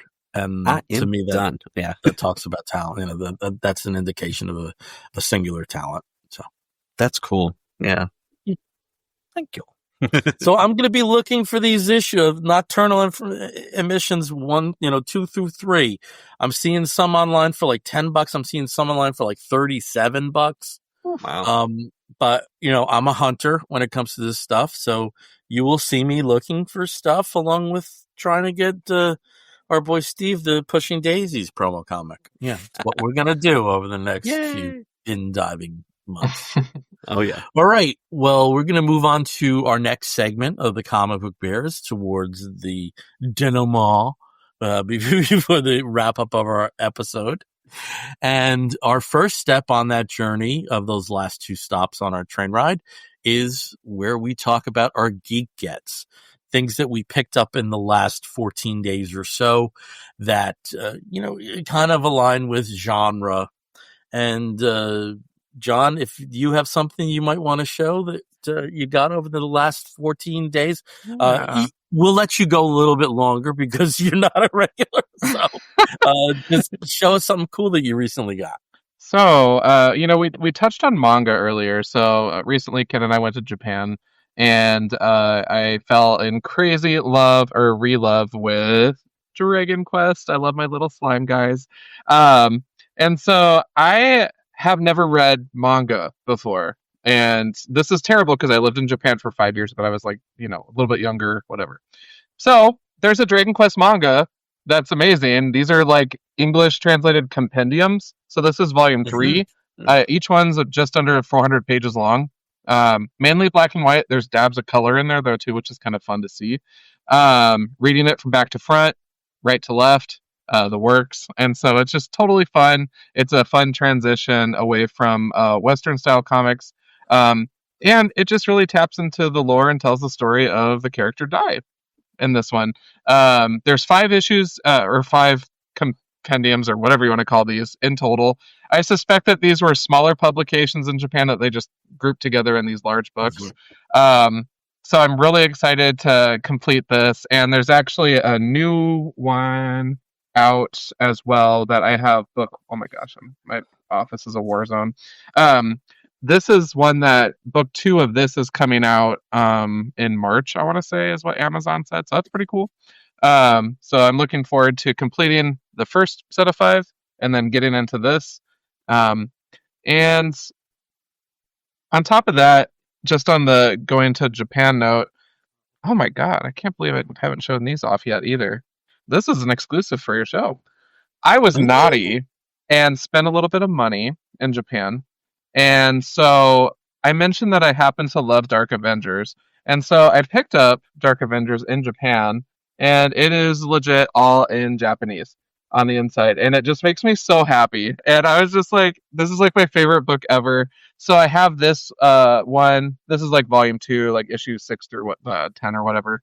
And then there's the Siege event, Dark Avengers tie-in, also in Japanese. And then this one just rocks my face. So it is an honor to own this in Japanese. Utopia, this event was so much fun because this premiered the Dark X-Men and had the Dark Avengers and the Dark X-Men square off against the Island of X-Men in this Uber battle. And it was just so much fun to see dark justice being brought to our country, which sadly is kind of fitting right now. But that's a whole other thing. But at the time, this was a true delight. And just to see Dark Reign at its finest, Utopia is probably my favorite thing. So when I saw that on the shelf, I geeked out, scooped it up, and all rockets forward. What I don't have up here that I'll talk about on Comics by Night, when I get to filming, is I actually did find a Blade, a Morbius, a Moon Knight, also in Japanese. And that was incredible, just seeing some of those subtle characters. And I was just like, yep, mom arm all that. So that was a lot of fun. I also got manga completely in Japanese because one of the things I got I'm actually doing like Duolingo right now, so I'm dipping my foot in the pool. But people have said, just throw yourself in, force yourself to learn the words word by word, character by character, and you'll get it. And so playing matching games on Duolingo, it's fun and all, but actually hitting the books and reading is intriguing to me. So I picked up a couple of things. My haul's nothing compared to what Ken got. He's talked about it on his channel. He got like 32 Stephen King books in Japanese over there. He's crazy. But I can try to compete. So those are my Geek Gets. All right. Very nice. Those are all good. Yeah. And actually I can second that whole, the idea of just throwing yourself into the book or into manga in Japanese. It's one of the best ways to learn because you can, you're excited to read what's happening. It's a dynamic kind of image, and it's not like, it's not like a prescribed lesson. Like you can actually find some cool stuff and be able to understand, the action, what's going on. Yeah. At the same time, you're like, what word is that? Yeah.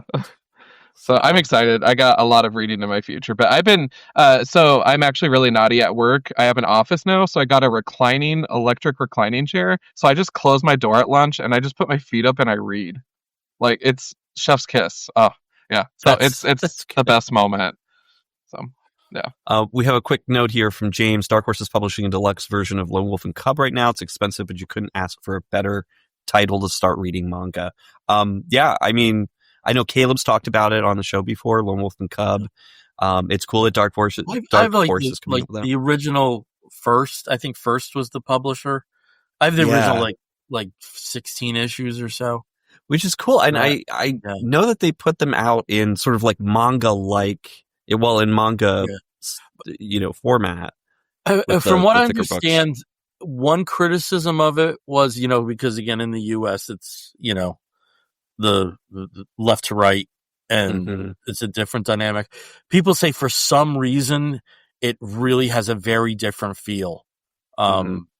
Taking the story, like I've read, like of all the classic manga, that's the one to read in the Japanese style of back to front. So, although that is kind of cool that for the American comics they have you reading left to right, even in Japanese. That's got to be a trip. I mean, I guess it makes sense to do that. Yeah. I did fall for that trap on the very first page of book 1, where I'm like, this doesn't even make sense. I'm like, idiot, read the other way, because the words weren't matching up with the punctuation or whatever. I also just wanted to thank James for that recommendation. I take recommendations very seriously because I love shopping at Barnes & Noble or wherever I can scoop up new manga. So I actually jotted it down just for the record. Do you want us to provide some recommendations to you right now? Yeah. Like, I'm an old guy, and I like classic manga, and one that I really like is Kikaida, which is aligns with a Takahatsu show, a kaiju show called Android Kikaida, and it was published a few years ago by DC's CMX print. I think there's 9 volumes. If you can find it, it's something I really liked, and I think you would. Because it's the comic bookiness, and also the difference from Western comic bookiness that it also maintains through the story, I think is interesting. And just also going with an older one, which I think is much more easy to find, Cyborg 009. Okay. I would. Yeah. So and then for the go ahead. Then there's another new one I want to. Well, I've got a new one, and I think I've talked about it on the show before. But Frieren, Beyond Journey's End is just a masterpiece of fantasy storytelling that plays with your emotions. It's alternately, goofy and fun, but also very, very serious, and deals with the idea of loss and grief and the passing of time, really. And but also, it's also a fun fantasy journey quest kind of book with some really cool characters. So, Frieren is how they have it spelled in English. Well, in Roman characters, but yeah, it's definitely a good one. It's got, I think, like 14 volumes right now. It's still going. It's still an ongoing series. I'm blanking on the name of the series, but there's a series where an old pensioner gets superpowers. And I talked about. I want to say Inuyasha, but that's not the name of it. No. I'll have to look it up and get to you. But that's a more recent manga. They take some really dark turns with some of the other characters. Inuyashiki. Inuyashiki. Yeah. Inuyashiki. Yeah. Not Inuyasha. How do you spell that? Inu, I-N-U, so Yashiki. Yeah. Inuyasha. And even if you're watching this later, listening to this later, just send us, either through Gmail or comments, what you think like, and we'll pass them on to John. Very happy. Yeah, and James, not Inuyasha. That's very different from Inuyashiki. I have the Machagogo, the speed racer. Oh, that's cool. Right here, and a beautiful volume. It's okay. That's cool, though. It's okay. Thank you, guys. Yeah. Sure. All right, Steve, it's your turn. Show us your Geek Gets. Well, some people go all the way to Japan for their Geek Gets. I go all the way down the road to McDonald's to get mine, because the new promotion that they're running right now in the US is the 70th anniversary of Disneyland. And they did this before a few years ago for the anniversary of Disney World, where they have figures of a lot of famous Disney characters, Disney, Pixar, Marvel, and Star Wars. And so I picked up a couple the other day, and, they're very cute. and very cartoony and stylized. So it took me a split second to figure out, oh, it's the Beast. This one I had to stare at a little bit. It is Black Widow. That's awesome. Black Widow in her white costume. Yeah. Black Widow. I was like, who is this chick in her PJs? And she's doing the Black Widow pose. And it's her in her white outfit from her film. So yeah, those were the two that I found. I also, across the country right now, AMC theaters, they had they get tons of like stuff all year long. And this is the time of year that they clearance all that shit out. And by clearance, I mean pennies. So I got a couple lanyards. So Bill, I am stocked up on lanyards I'll be using next year at cons. So I don't have to borrow from anybody or try and steal them when we go. But also which we have done. Yeah. But they also had keychains from Captain America. So I've got a Captain America keychain and I've got a Red Hulk keychain that are really cute. And yeah. But anyway, I also picked up some other junk that's unrelated. But so check out your local AMC. Okay, I'm glad you said that because they had a lot of cool stuff this year. Does not include the popcorn buckets. Okay. But they still had a lot of cool stuff. Yeah. I also hit McDonald's. And my gets were really sucky. I got Sadness, and I got a very drunk looking Olaf. And it just, I don't know, Steve, if you have your box, but like I can at least like show the box that the various figures. And this is something you got to be really dedicated to this if you're going to collect the line, because there's a lot of figures. Well, the cool thing, they come two to a box, but there's 70 figures. You need to buy 35 sets. And that's, of course, they're all random. So you might get lots of doubles, and that's too much for me. So, all right. So on to my Geek Gets. I think Steve was with me live when I found out about this book and then B purchased it. It was that quick. At San Diego Comic-Con, there was an Aquaman Air Jaws Allies book that came out, promotional comic in relation to Discovery's Shark Week, and I found out about this and I had to have it, and I got it. That's amazing.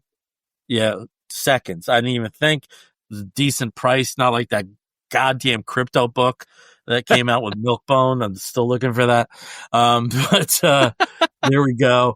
And then over past Black Friday, something that's been a staple for I think the last 10 years or so has been Record Store Days. Black Friday event. So I got a few things. I got the Talking Heads Tentative Decisions Demos and Early Live album. I got the Ramones Live at CBGB's album on vinyl. And yes, I got something that is connected with comic books. I got this beautiful picture disc of the Watchmen soundtrack. Wow. So really nice. Really nice. There's a back with a shot that I've never seen before of just their faces. I've never seen that image before. So the Watchmen soundtrack. I mean, it's related.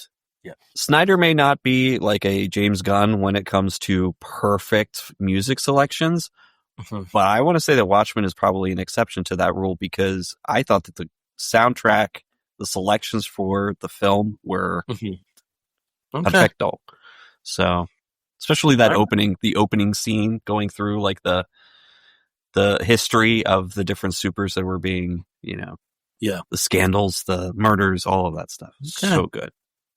All right. Well, we're on our last train stop toward the end of the show. And at this junction, this is where we talk about our Woofs of the Week. In the bear community, if you find a fella attractive, you woof at him. A lot of that going on Santa Saturday, I'll tell you. And we do something very similar where we woof at something which may be comic book related. It might be a TV program, though, or a film or a charitable initiative. Anything under the sun that we think you, fair listener or viewer, may be interested in sampling. I'll start, as I always do, with Steve. Steve, what is your woof of the week? Well, I've already mentioned one thing before, so Pluribus. by Vince Gilligan on Apple TV Plus. I watched the first episode of that. Watch the shit out of it. It is amazing. I watched the first episode of that. I liked it.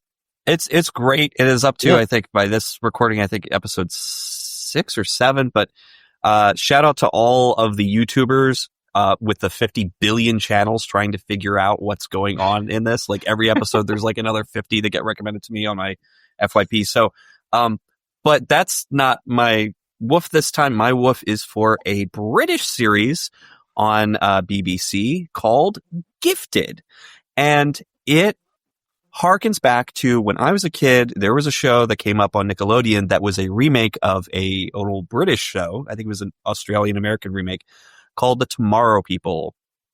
And I know that's a favorite for some of us. Love this Gifted one. Is not The Tomorrow People, but it is geared towards young viewers. So it takes place in like a junior high to high school private school in Edinburgh and concerns kids that have superpowers. It's just a big mix of different kids, lots of cool storylines. There's a big overarching kind of situation that's happening with a character who's possibly immortal, who's a shapeshifter that's kind of got some evil, questionable motives. Really cool stuff. Brand new cast. There are some recognizable British actors in there if you watch a lot of UK TV. But I'd say the cast of the kids do an amazing job. Because, of course, something like this, you actually have a budget, so they can do some cool stuff with the power effects. And they've got a good set of writers. The only downside I have to say is that it is absolutely edited for Gen Alpha viewers in that no scene is more than like 20 seconds long and it cuts because they got to keep kids in interest while they've got their iPads in front of them. So, but it is fun. If you sit through it, it's definitely worth it. Even for an older viewer, for me, it gave me nostalgia. But it is 10 episodes right now, the first season, and it is out on BBC. So you should be able to view it where you can view BBC stuff. Over to John. John, what is your woof of the week? Woo! Well, I actually sent this to you guys directly, and I don't know how much of this I can show on YouTube or Facebook or whatever, but when you make a comic book and you work with a special fellow from Northern Ireland, what you really want to do is ship that cover he did over to Northern Ireland to do a remark and an autograph and personalization on it. So this is the Glenn Quigley variant cover of Cosmotrope #1, and he added all of the radiant gloriousness around this bear outline and wrote me a nice little note on there. I love Glenn. I'm gonna Glenn. Do this and celebrate this sketch cover that he did. And we'll stop maybe there. That's enough. Yeah. We'll stop maybe there. But it's a beautiful sketch cover that Glenn did for me. Glenn is incredibly talented, and I just caught on his socials that he's doing like smaller pieces that are like unique gifts for people. So he did like a really neat Santa Claus. And if you're looking for fun reads, he also does lots of novels. And so this is Heart of the Wren from the Haunted Heart series that I need to crack into here. And he is an amazing human. And so I just wanted to lift him up as my woof of the week because he is a gem. He was a pleasure to work with on this comic book. It blew my mind getting to work with him in this capacity. Oh, that is so cool. And John, thank you so much for sending those along to us as well. Yeah. Really, really appreciate that. I'm glad you guys like it. We were all so happy for these packages. Yeah. There was, as Bill calls it, lots of happy clappy. Happy yes. clappy. Happy clappy. And, I said I would love to meet Glenn at some point. I would absolutely love to meet Glenn. I just want to throw something out to you. This was an artist that we profiled on Woofs of the Week a couple weeks ago. I think you may really like his work. And this is the book that he wrote, The Pale. Oh, cool. At Camp Wickerstick, again, since you're such a hard dude. And his name is Jeremiah Stiles, and his art handle is what is it? Oakenthorn. Oakenthorn. Yeah. Oakenthorn.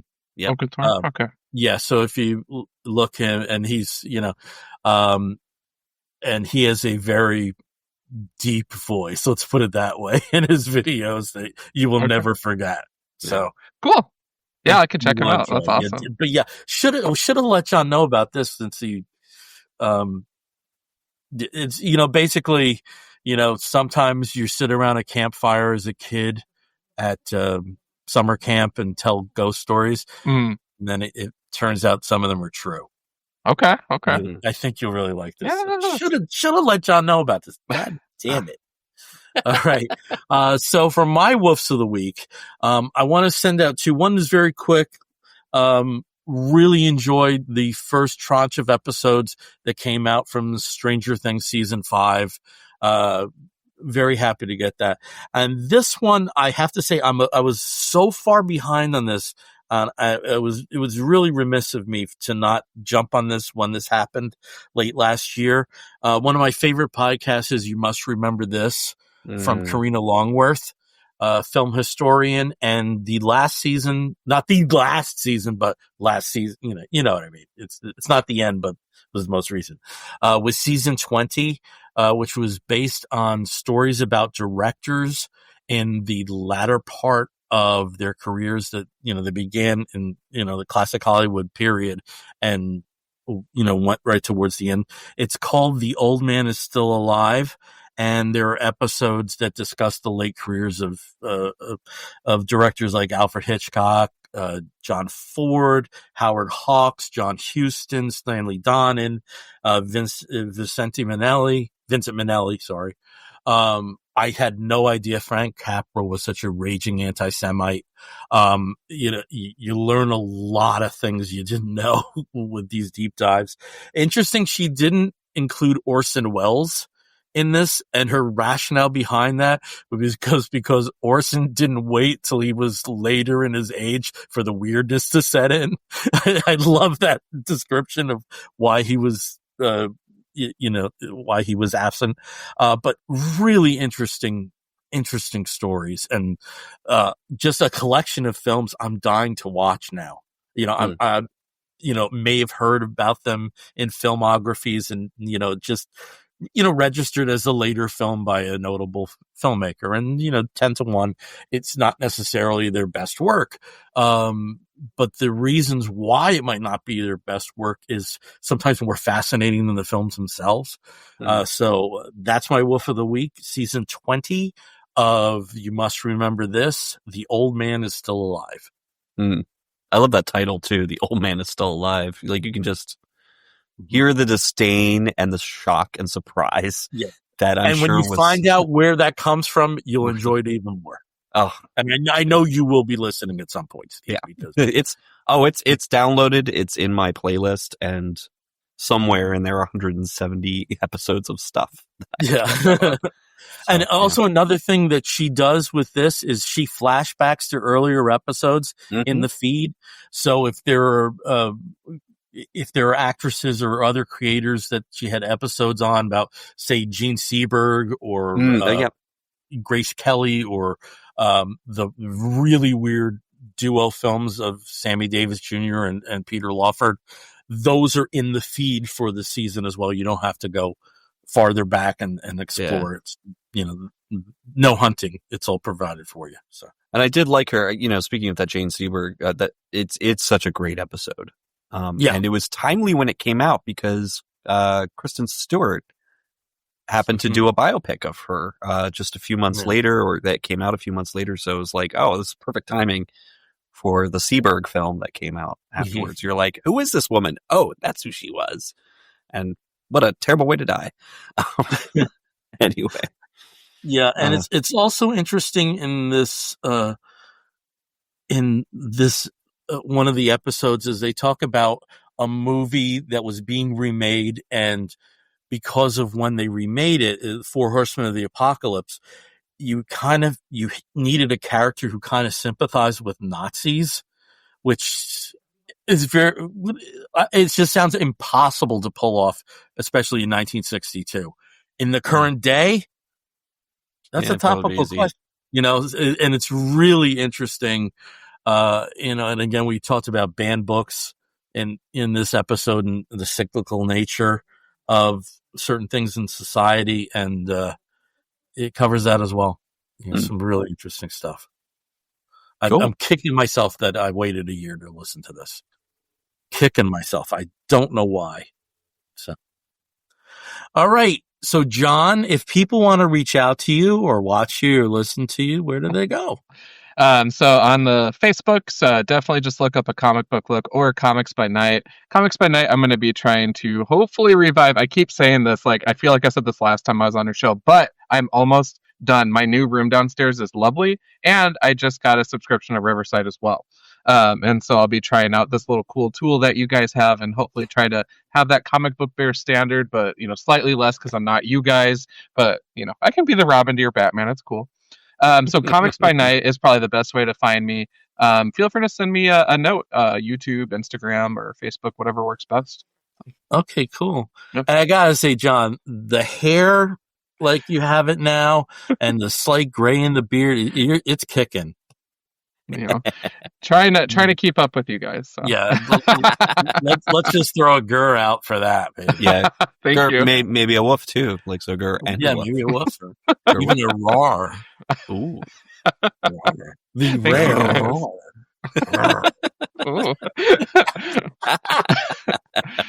We made a blush, yay! You don't get this with the Straight Comic Book Podcast, folks. You just don't. Thank you guys. Okay, great. And again, we are the Comic Book Bears podcast. You can find us on the social medias as Comic Book Bears, save for Facebook, where we are Comic Book Bears podcast. If you want to listen to us, please do so through Apple Podcasts, through Spotify, and many of the other podcatching platforms. If you are enjoying an episode, please, please, please say that you are enjoying an episode on Apple Podcasts in particular, because their particular algorithm and setup really benefit shows if they do have positive feedback. So keep doing that. If you joined us through Facebook Live, thank you. If you joined us through some of the other live functions that are too numerous to name right now, thank you. If you're watching us later, though, on our YouTube channel, please like and subscribe and do the same thing again. Positive word affects us positively as well. Mm-hmm. And if you want to write to us for some reason, sorry, I just hit the laptop here. You can do so by sending an email. That wasn't intentional. It was only, it was just me and my stupid aunt. If you want to write to us, please do so by sending an email to comicbookbears@gmail.com. Until next time, I'm Bill Zanowitz. And I'm Steve Morey. We'll be joined again by Caleb on our next episode. And if you're listening to the audio version, you're going to hear a woof and an explosion. We'll be back again in 2 weeks for our final episode of 2025, because Christmas is crazy. Christmas is crazy. It's crazy. I can't even get through how crazy it is. It's so crazy. Actually, my Christmas is not crazy because my baby's been gone for 4 months, so we are just home. Nothing going on, just relaxing. We'll visit relatives later. We got to figure out what movie we're seeing on Christmas Day, because that's a tradition. I have to say, we tried to do that, institute that, but he's still gun shy about going to theaters. A little bit. I've gotten him. I mean, he went to see Superman 3 of the 4 times I saw it with him. Love that, Yeah. But we tried to do Christmas Eve movies, and so we thought Cats was going to be the start of that custom. And of course, Rob goes Night of the Holy Birth, and we're seeing Cats.